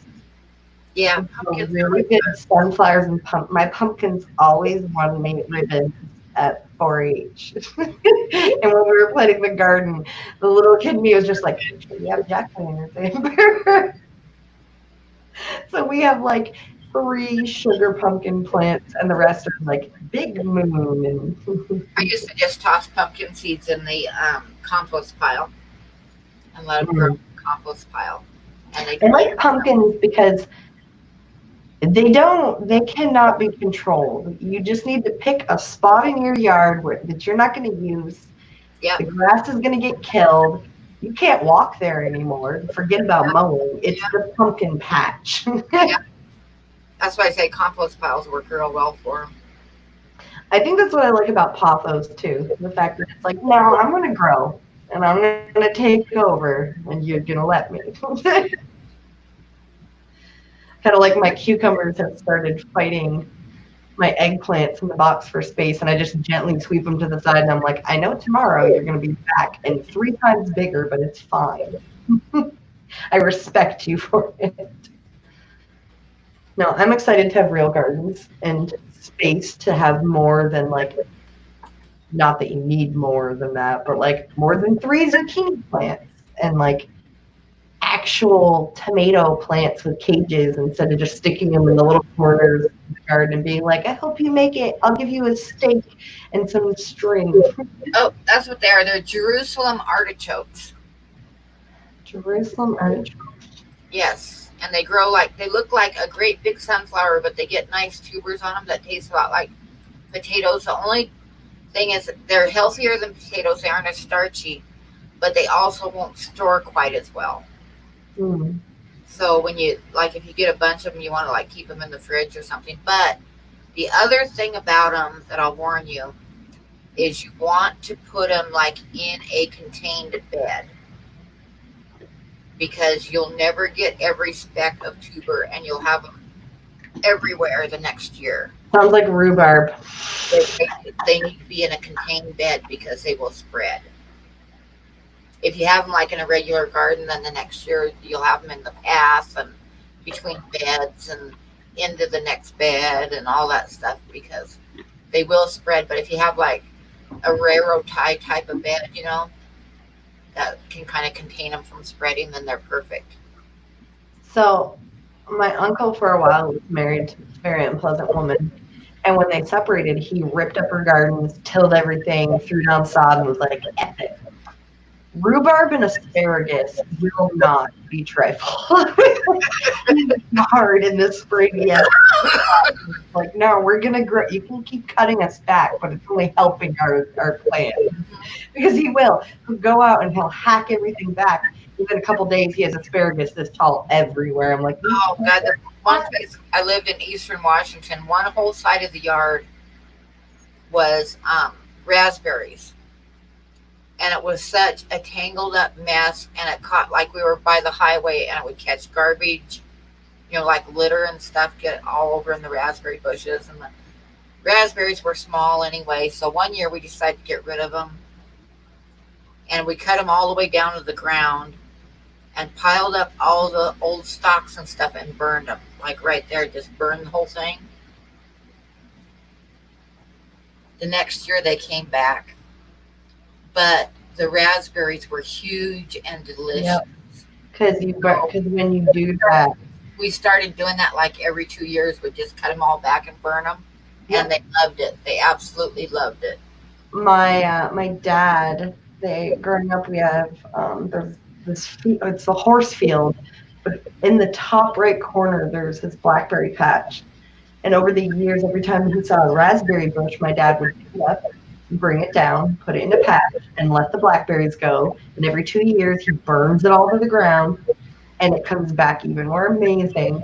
And I always thought it was crazy, but then I thought about it, and I can remember my grandfather in the fall time. He had this spot in their yard where it had a gazebo, but it was one rose bush, and it would cover the entire freaking. I swear, it would cover the whole thing. Maybe I'm remembering wrong, but every 2 years, he'd hack it back.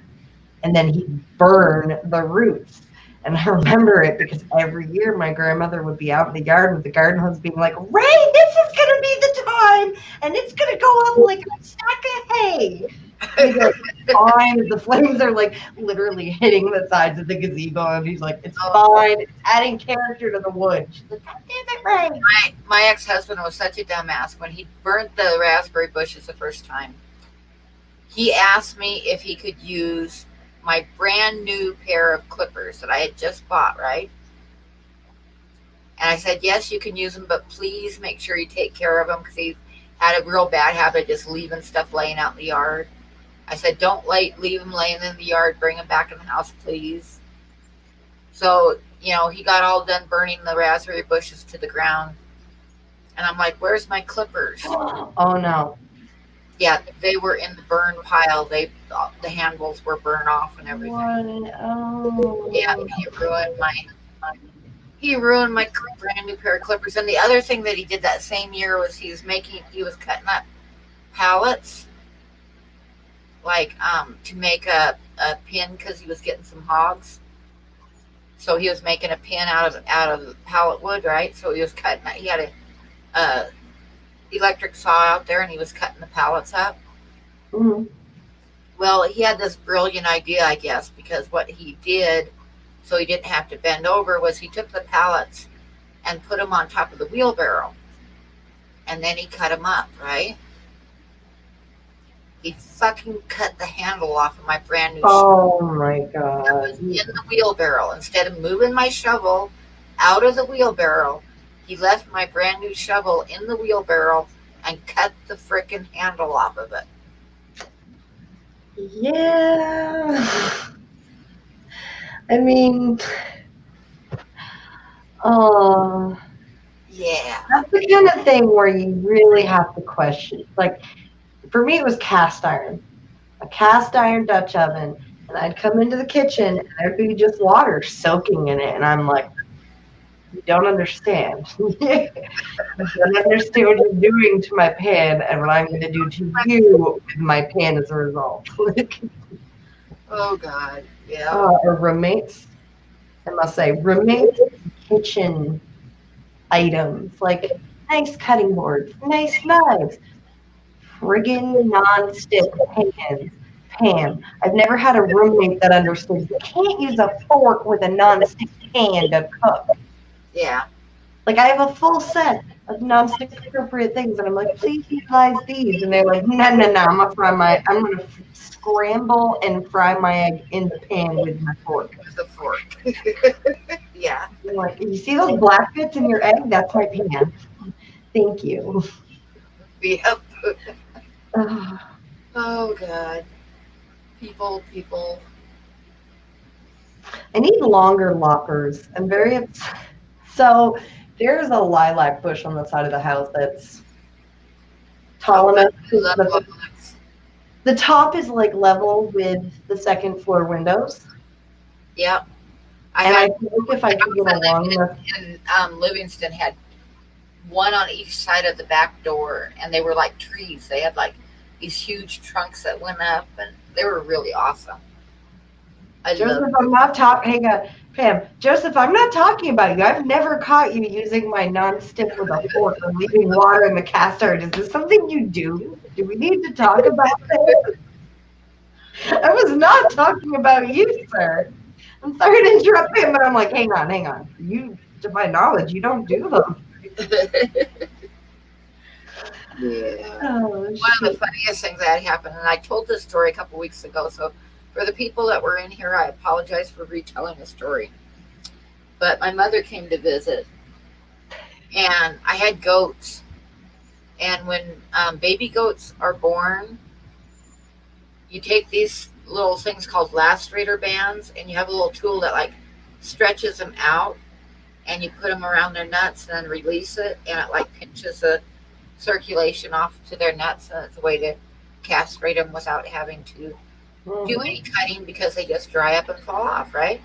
Yep. And the castrator bands are these little green rubber, they're about the size of a Cheerio, right? And a little bit thicker and stuff. And you have. Yeah, I've seen them. They're the exact same thing that they use for when you snip your finger off at the hospital. They use to stop the blood flow. Yeah, I can imagine it would work for that too. Yeah, but anyway, so I had goats, and my mom came to visit, and my mom's was not an animal person at all, right? So I got up one morning, and she'd gotten up early and gone for a walk, and she got back in, and she got herself a cup of coffee, and we were sitting at the kitchen table, and she looks at me, and she gets this like curled nose look on her face, right? And she says, I was getting out to get a cup of coffee this morning, and it was full of moldy Cheerios. And I threw them away. And I was sitting there, and I was like, moldy Cheerios? Oh. We don't even have Cheerios. Then it dawned on me. She'd thrown away all of my lacerator bands because she thought it was a cup of moldy Cheerios. Because, I open up the package, and I only use a few a year, so I kept them in a coffee cup in the back of the cupboard. Yeah, she threw away all my bands, and she had her nose all curled up in disgust because she thought they were moldy Cheerios.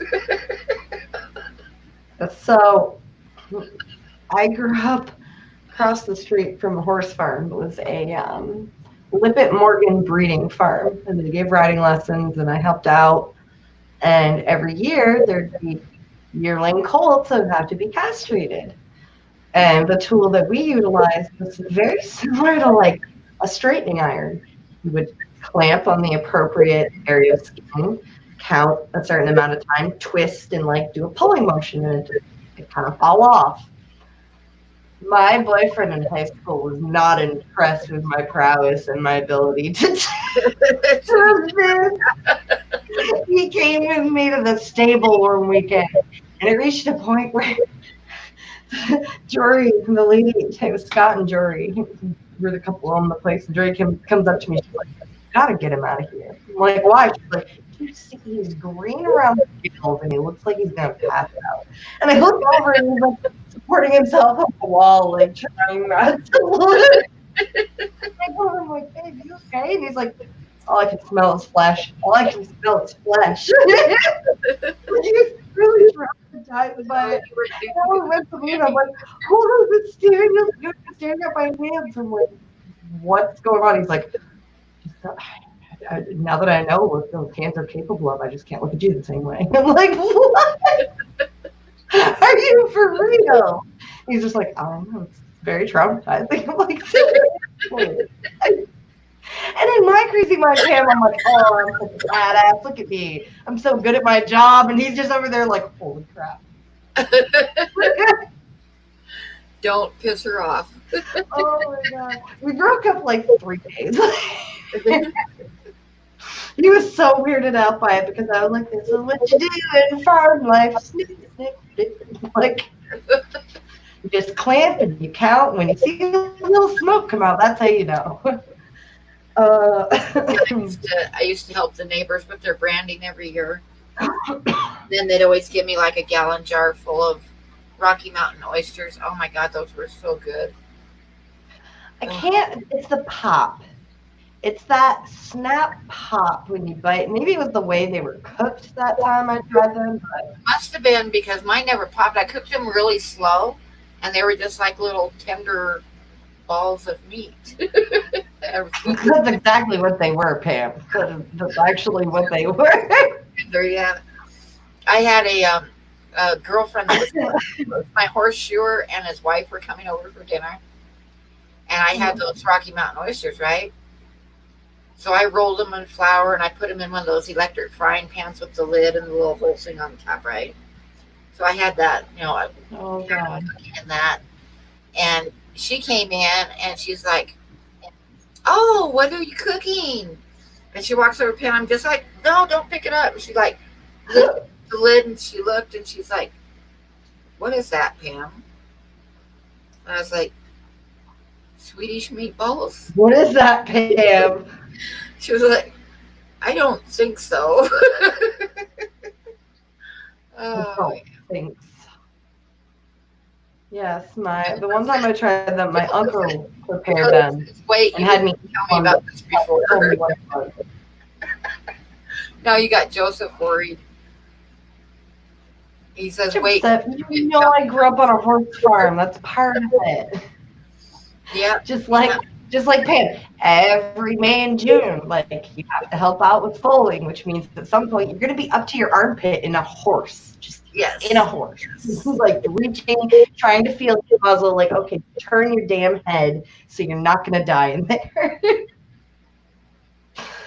Oh, no, that is one thing that that's one thing that I knew most people couldn't handle.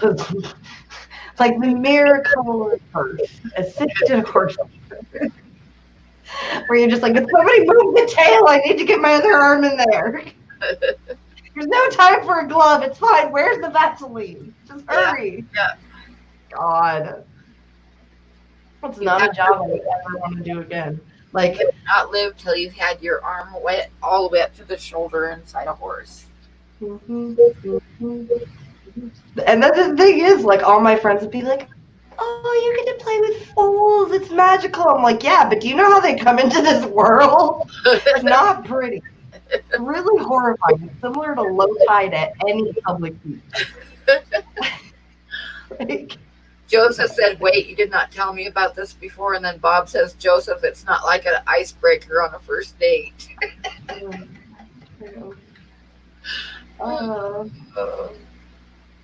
No, Joseph and I, because of our situation, our first date was after we had already started dating. We were like, we should probably like get dinner together alone at some point. Like, meeting up at Fitch Expos and trying to like sneak off to have dates is not a very successful thing ever. We'd be like, "Okay, we're gonna go get food, right?" And then everyone would be like, "Yeah, let's get food." It's like, "Oh yeah, we're all getting food. Yeah, we are. We're all getting food." Or like trying to walk back together to the hotel and being like, okay, I don't think anyone realizes, like, I don't think anyone's figured things out. And we're walking back and like, oh, you're live streaming right now. Hi. Oh, this guy, met him in the parking lot. No idea who he is. Total Oh. No, and then there were people like Haley and Lucas who knew exactly what was going on. So I'd go over to their house. I'd go over to Lucas's house in between expos, and he'd be like, so what's going on? I'm like, you gossip. He's like, no, Haley tells me some stuff. How are things? Like, you gossipy man. Oh. No. It's definitely farm life, though. I mean, speaking of Haley, she and I the other day were like comparing the way we were individually raised to kill a chicken. Like, her Nana taught her to like grab it by the head and just slam it against the ground. I was taught to like tuck it under my arm and like snap its neck over. Like, it's the kind of thing that describing it and showing horrifying. But when you grow up on a farm, you're like, that's how dinner happens. Yeah, exactly. Well, she told me to go get a chicken. One of my aunts came over one time and I was in the middle of butchering out a turkey, like plucking it. Oh. It takes forever. And she's like, oh, I don't know how you could do that. I was like, well, what do you do for Thanksgiving?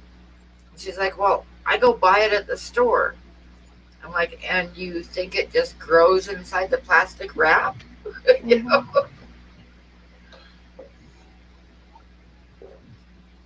No, I do appreciate that about my childhood. Like, I was told not to name things, and I did anyways, which is why I'd be like, in the freezer, it'd be like 3 pounds ground beef, ground rosy. So whenever I named the particular meat animal is what it would be labeled as. Now, see, I named our animals, but I named like the hogs were like pork chop and stuff like that. Turkeys were named like Christmas, New Year's. My favorites were always the geese. We had an exclusively hen flock, so to protect them, because we didn't want to deal with the rooster, just multitude of reasons. You don't need it; it's not needed. Yeah, we got roosters either. And I was the one who raised the little goslings, so I was their buddy, and they hated everyone else. They hated everyone else. They wanted to kill them. They would hiss. They would bite. They would draw blood from my older sister. So whenever she and I would be having an argument out in the yard, I'd always try and get closer to the flock because sometimes they would like rush in and just charge at my sister, and I'd be like, "Yeah, get her! You go, Helen!" As this goose is like attacking my poor sister's ankles. Like, I actually remember one time that they were both chasing her, and I don't know what happened, but I just remember Jess letting out this yelp, and she like went down, and the geese fell upon her and started like pecking and ripping at her throat. And I was like, yeah! And my dad goes running out. He's like, what the hell are you doing? I'm like, I didn't do a thing. They're doing it. She did it. She did it. I had a girlfriend come over one time, and we had some baby ducks. And the mama had them, like, she'd made her nest inside this little lean-to shed that we had. So the babies were born in there, and they were only like a day old. So she wanted to see them. So I took her out to the shed to show her the baby ducks, and she's like, oh my God, they're so cute. And she like spread her arms out and started like corralling them into a corner because she wanted to pick up one. Heck, I just like leaned against the wall and waited, and she gets them all corralled in the corner, and she starts to reach for one of them, and Mama Duck landed right in the middle of her back. And that was that.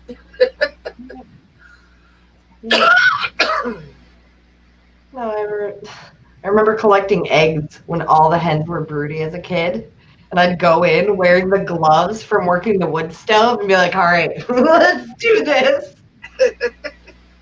Chickens are nasty. People don't, ducks, anything with a beak or a bill is far more capable of making you bleed than you would think. Oh yeah, we had a rooster, and he'd attack me every time I'd go out and get eggs in the morning. I kept telling my ex-husband, please kill that rooster. Please kill that rooster. And he'd laugh. He thought it was so funny that this rooster would attack me every morning. Until one day he went out there with Tucker, and Tucker was like 3 or 4 years old, and the rooster like landed on Tucker's back and started pecking him, and we had rooster that night for dinner. Well, unless you finally got him to do it. Mm-hmm. There were a few times it was like a family barbecue, and I don't know how, but Helen, one of our geese in particular, was really nasty. Like, she just hated most people. And I'll never get one time she had a hold of my uncle's shirt, and she had both kicking him in the butt and her wings bashing like the sides of his face. And he just goes down, like, this huge man just goes down screaming with his goose attached to him. And once again, I'm on the sidelines cheering on my goose because I thought it was so impressive. Our dog was fixed, but it was a female, and there were a lot of unfixed males in the neighborhood. So they'd end up in our yard being like, oh, I smell a lady. That goose would kick all of their butts. She didn't stop joggers, if they were at the flock was too close to the road and joggers like stopped and tried to say hi to the birds, they'd usually get chased down the road by one of the geese. They're so much more effective than roosters, and they're way braver. People who have attack dogs, I'm like, no, just get a goose. You do not understand. Get a swan. Yeah, when I was a kid, we had property. You have nesting pair of swans on your property. Oh, swans are nasty. They're horrible. Mute swans are horrible. Now the trumpeter swans and stuff aren't that bad, but mute swans, oh my God, those are mean little bastards. And they have long claws, like. And they're big. They're big, and they will come after you. And they can run. People don't realize their little like waddle that they do can get going real fast. Yeah. I was trying to get some pictures to do a painting of one, and gave my youngest daughter a loaf of bread. And I said, just, there was a pair of them there. I said, just keep tossing them bread while I get some photographs. So I'm sitting on the bank getting photographs, and she ended up screaming and running for the car with the swans chasing after her. And I was sitting there laughing my ass off. I think my favorite thing about them is sometimes they would go into sneak mode on people. Like sometimes I would watch my dad light the barbecue grill because something about it they didn't like, the grill. And when he'd be out lighting it, you'd see them put their heads down real low and their wings out, and they'd almost like fast creep over with their heads down and their wings out. Like, what are you doing? You're like a plane about to take off, doing their angry little hissing. No. Chickens are fun though. Chickens, I wanted chickens this year. The landlady said, well, she encouraged it actually because at the beginning of Corona, she was like, we're gonna run out of food and you have a yard. You're my tenant, make me eggs. And now I'm hoping that this fall we can get the coop set up and the run. So next spring, when people are actually hatching, it'll be easy. Yeah. So if you don't have a coop ready, you can't get chicks. They grow so fast. It's not funny. We always had like to get them started, we'd have like a Brooder pen. No, old refrigerator. Nice. With wire over the top and then a heat lamp sitting on top of that, or on a rope over the top of it. And then I would, because it was always my job to take care of all the baby animals we got.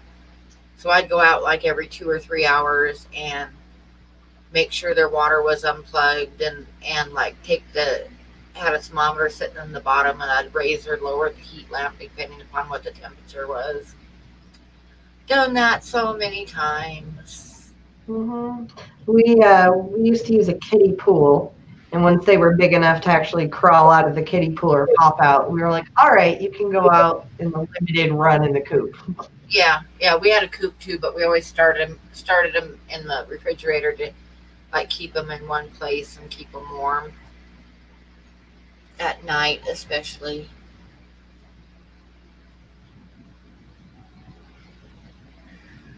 One year I raised like 200 chicks. They were, oh, I forget what breed it is, but you raise them for the Cornish game hens. You butcher them when they're fairly small for Cornish game hens. And my ex-husband's boss bought them, and then it was our job, meaning my job, to raise them. And then he came over when they were ready to butcher. He came over and helped butcher them and pluck them and stuff. His wife wouldn't have anything to do with it, so it was me and my ex-husband and him killed these 200 chickens and plucked them all. And then we went inside, and him and my ex-husband were sitting there having a beer, and I took our half of the chickens and like cut them and wrapped them and put them in baggies to freeze them, right? So they finished having their beer and bullshitting, and his ex-boss walks over and takes the box that I had just cut and wrapped. He took that box of chickens. So then I had to do the 100 other chickens for us. I was not pleased. I was not pleased at all. Yeah. No, butchering. I like butchering stuff. I'm good at it, but it always makes me a little grossed out after a few minutes because I'm like, it's just so much muscle. This was like hours because there was 200 chickens. Like, I'm the type of wimp who, when I hit a piece of bone and sausage, I'm over it because I'm like, oh, no, I know. No, I'm reminded that it was a living, like, 100% living animal. So, settling into butcher 100 chickens, you had to pluck them too, right? Like, yeah. The whole, no. But at least they were, this is also, at least they were warm because then it's easier to pluck them. That's a lot of chickens. Yeah. It was a lot of chickens to cut and wrap and then have him take the box of cut and wrapped ones. I'm amazed you being you didn't say something. It was his boss. What could I say? Fair. I'm still a little surprised because you're Pam's very sassy. Like, you told me stories before and I'm just like, uh-huh. And how's that going? You're like, oh, it's fine. He didn't dare say anything. I'm like, of course not. That's what you won, Miles.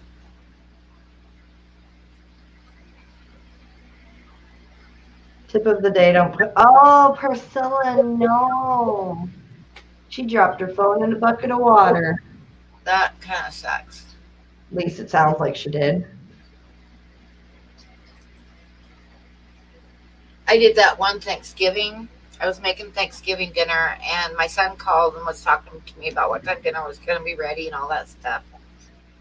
And when I was done talking to him, I dropped my phone into the sink full of water where I was doing dishes, as I was cooking. And I dropped my phone in there. And I pulled it out, and it was the first time I ever had a phone, and I had no idea what to do. And I thought it would be a good idea to plug it in. It was not a good idea to plug it in. No. So my phone was totally fried. And I mean totally fried. Like, screen was burnt and everything. It was fried. So when my kids got there for Thanksgiving dinner, they're like, what the hell, Mom? Because what I did was I took a bread pan and I filled it up with gravel and made a little tombstone and put my phone in there. And that was a centerpiece for dinner. That's fantastic. That's fantastic. See, I feel like that's the kind of thing that I would do, and then people would just be like, Amber, you're so dramatic. And it's like, well, yeah, but the point of life is to have fun with it. Exactly. Kind of like sometimes, and I feel bad for him, but sometimes I'll pretend to be like miffed about something with Joseph, and I'm not. And he's like, "Why are you having a problem with this?" I'm like, "Oh, I wasn't actually. I was pretending to be upset about it. I don't know why." Like one of those things where like, "Oh my God, how could you do that? Seriously?" And he's like, "What? Seriously, you're mad about that?" I'm like, "No, I'm joking. You're really bad at it, so you can't tell that I'm joking. I'm sorry." Oh. What I do, and I've done my whole life, is when like guys get mad about stupid things sometimes, I think and we all do. I'll start laughing. And I've done it my whole life. It's like my dad would be having a total meltdown, screaming fit, and I'd sit there and start laughing. I don't know how I survived my childhood actually, I was gonna say that's the kind of thing where like and not like a fake nervous giggle. I mean like genuinely laughing my ass off where I got tears coming out of my eyes. Oh, I remember one time one of my favorite camping memories is we were out in Eastern Oregon area hunting, and my dad always slept later than everybody else. So we're like messing around camp and stuff, and we hear him like this half grumble roar sound like a bear waking up, wanting his coffee. So my mom had like a camp stove set up inside of the tent, with the coffee pot and stuff. So she goes in real quick to make him his coffee. And everything was quiet for a few minutes. And then I heard this roar of anger, and my mom started crying. I could hear my mom like hysterically crying, right? So me being me, I had to look. I had to see what happened. So I go and I peek in the tent. And what had happened is he was yelling at her to hurry up with his coffee. My dad was kind of a prick. But anyway, he was yelling at her to hurry up with his coffee, and he's in the sleeping bag, right? And her hands are shaking, and she went to pour him his cup of coffee, and the lid came off the coffee pot, and she poured the whole coffee pot onto the end of his sleeping bag. good for her. It wasn't on purpose, but still No. good for her. But I stood there and I saw what had happened. It just took an instant for it to all register what all the commotion was. And I started laughing. And my mom was crying. And my dad was glaring at me and glaring at my mom and glaring at me because I was laughing my ass off. And then pretty soon the corners of his mouth started to twitch a little bit. But yeah. Like I say, sometimes I wonder how I survived my childhood. Sometimes that's all you can do in the middle of like Yeah. an argument. Depending on I had one roommate. He was a diva. Like he was a diva. And it would reach a point where we'd be in the middle of an argument, like screaming at each other. And I realized how absolutely freaking ridiculous it was that we were like having a 2-hour screaming fight over tinfoil. One time I insulted Celine Dion, he was from Canada, apparently a national treasure. Like, and the fight, I'll never forget, literally me screaming, "That's your opinion," as he's singing "My Heart Will Go On" over me. And I just burst out laughing because I was like, this is ridiculous. We're actually screaming at each other about Celine Dion.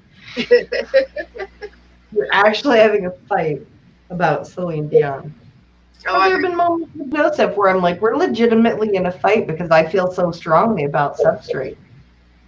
I remember one time I was like in a fight with Megan's dad. Now Megan's dad, he wasn't stupid by a long shot, but he never learned how to read and write, right? Mm-hmm. So, and he was Hispanic, so he spoke both English and Spanish, but not real well in either one. I'm sorry, but But anyway, I asked him one time, and this was God's honest truth. I asked him why, whenever he got mad, he always went below the belt. It was like the first thing out of his mouth would be the last thing that he should say, ever. You know what I'm saying? Mm-hmm. And I said, I can be so mad that I'm ready to, like, I'm sputtering and can't breathe, but I never cross that line. No matter how mad I get, I don't cross that line. Whereas you, it's always the first thing that you say. The first thing out of your mouth is the last thing that you should ever say. Not just to me, but to his family, everybody. That's just what he did. If he got mad, the first thing out of his mouth was the last thing he should say to that person. Right? So he looked at me. I told him this, and he looked at me and he says, well, that's just because there's really nothing you can say about me. I was like, that's like throwing a red flag in front of my face. I mean, for God's sakes, don't tell me something like that, you know? So I told him that I could call him an illiterate moron, but he wouldn't know what it meant anyway. And he looked at me and he said, what? That must have felt good. That must have felt good. I love that moment. Oh my God. I hate fighting, but I love that moment when the other person just like proves your point and you're like, exactly. And now this can stop and I can walk away. Yes. I'm gonna walk away. You're gonna hate me for this. But it's okay. That was rather mean of me. The other thing I did to him one time that was kind of mean, but you got to realize by now I have this weird sense of humor, right? So he got a job at this place down the road from us that was an onion place, onion harvesting place, and he got a job driving an onion truck. So after the first day of work, he came home and he handed me a little file card. And he said that the secretaries told him to write down his name and address and bring it back the next day, right? Well, he couldn't read and write, so I did it for him. So the next day he comes home from work and he's like, what did you write on that card? Pam. And I said, why? And he said, because the secretaries were passing around the office laughing. He said, what did you write on the card?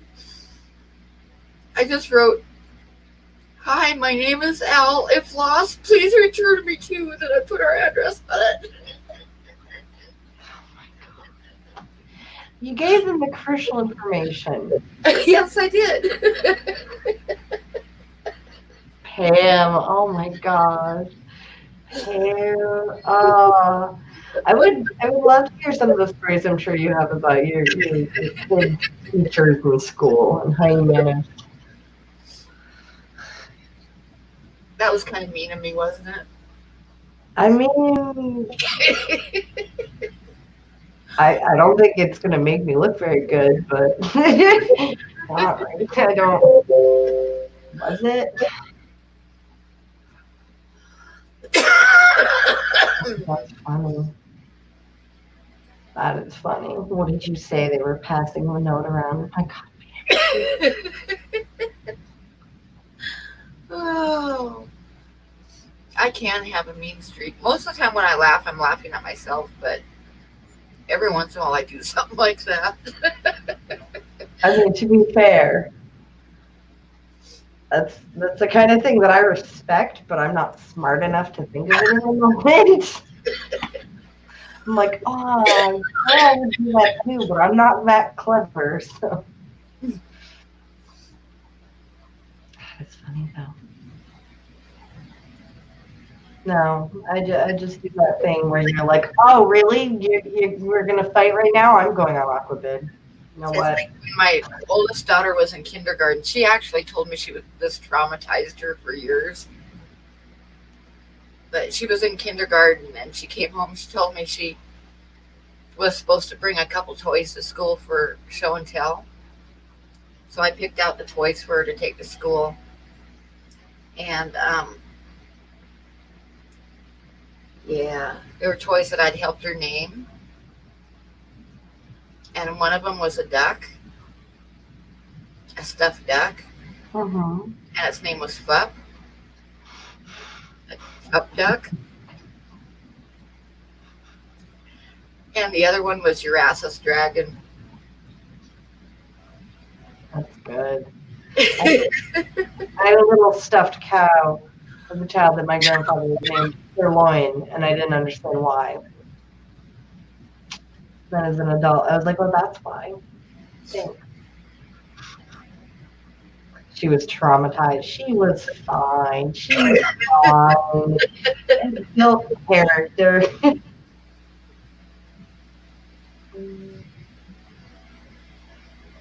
What time is And it? I remember my youngest daughter, she was supposed to, part of her homework was to ask me if I was on a desert island, if I was stuck on a desert island, and I could have two books, what would they be?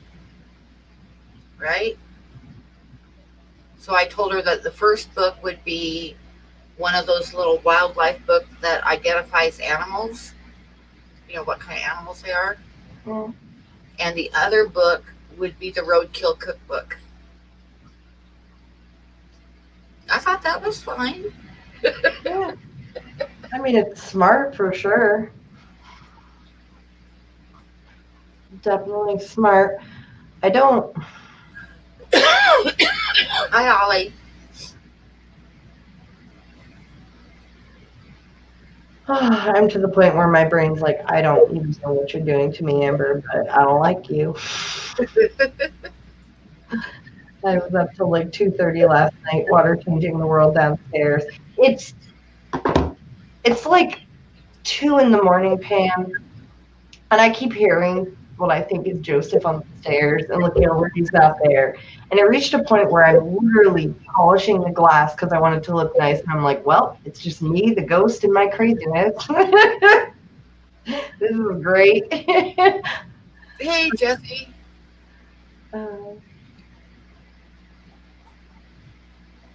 I suppose that we should probably call it a night pretty soon. I'm starting to fade. Whatever like intelligence you might think I'm able to give to this stream, I think we're to the point where Yeah.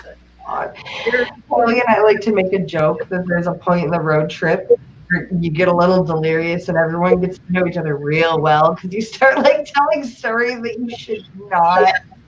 Exactly. Yep. That's how she and I actually became like ridiculously best friends, even though we are completely opposite people in most ways. We were stuck in a car for 18 hours to Dallas. I'll never forget what they hit like the 11th hour in the car. Remember at one point we were talking about something like some crazy conspiracy theory. And I look over at her and I'm like, oh my God, I'm so freaking tired. How is this lady doing it? And I look over at her and in the glow of her cigarette, she's just like, yep, that's when they found his body. What was I telling you? And I'm like, I don't know what we're talking about, Haley. Like, did you kill someone? And she's like, nah, I don't know what you're talking about. I'm like, oh my God. Like, where's Lucas's car? Because we were caravanning too with Lucas. That was that. Oh my God, that man. We leave Indiana and he's low on gas. And instead of getting gas before we get on the interstate, Haley gets a phone call. Just like driving away. And she's like, all right, crap. Godspeed, wizard. I'm like, what's going on? And she goes, well, he's on empty. I'm like, oh my God. He ended up like drifting in the wind from an 18-wheeler for a while on the interstate. We get to a gas station and it's closed down. We finally get to another gas station. He's like, I don't know how. I got 14 miles after empty. And we're like, are you kidding me? We're literally in the car watching him like drift behind an 18-wheeler in the wake. And we're like, come on, Lucas. Come on, Lucas. Come on, Lucas. Just go. It's fine. Just keep going, buddy.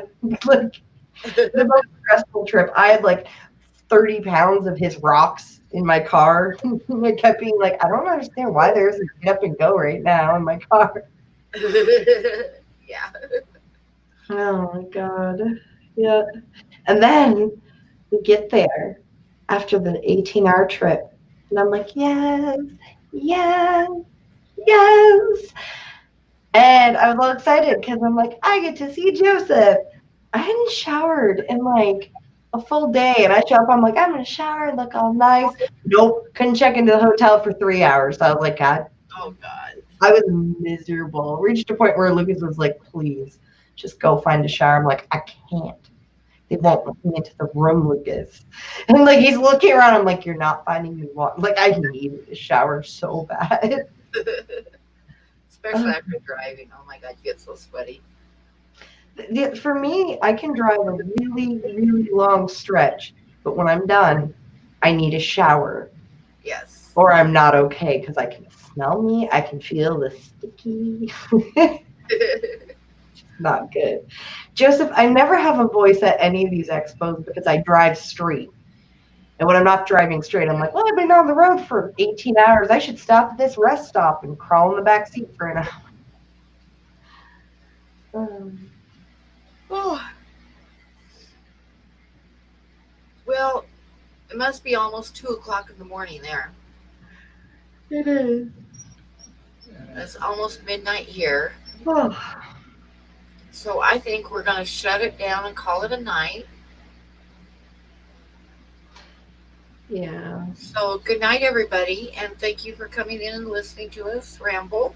Yes, thank you for having me, and thank you for everyone in the chat who hung out. It's always fun to come on and hang out with Pam and see what comes out of my mouth that I didn't plan on sharing.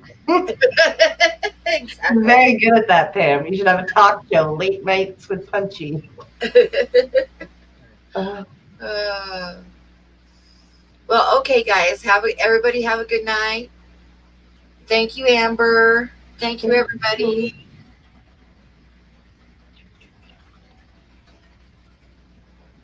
I think some people disappeared. I thank Bob for coming up for a while, but he is still here. I think maybe. Thank you, Bob, for coming up for a while. Yeah. He should have stayed on, though. I'd love to chat with Bob. Yeah. I love Bob's Walmart live streams. I live for them. Like, and when he's doing a car wash, anything that involves Bob commenting on other people, because he says what everyone's thinking. He says it in the nicest way possible, and with his like pleasant little Tennessee accent, it's like you can't be offended at that. It's just Bob. It's the best entertainment. Yep. Well, okay. I'm going to end it. Thank you, everybody. Bye, guys. Congratulations to the winners of the cards tonight.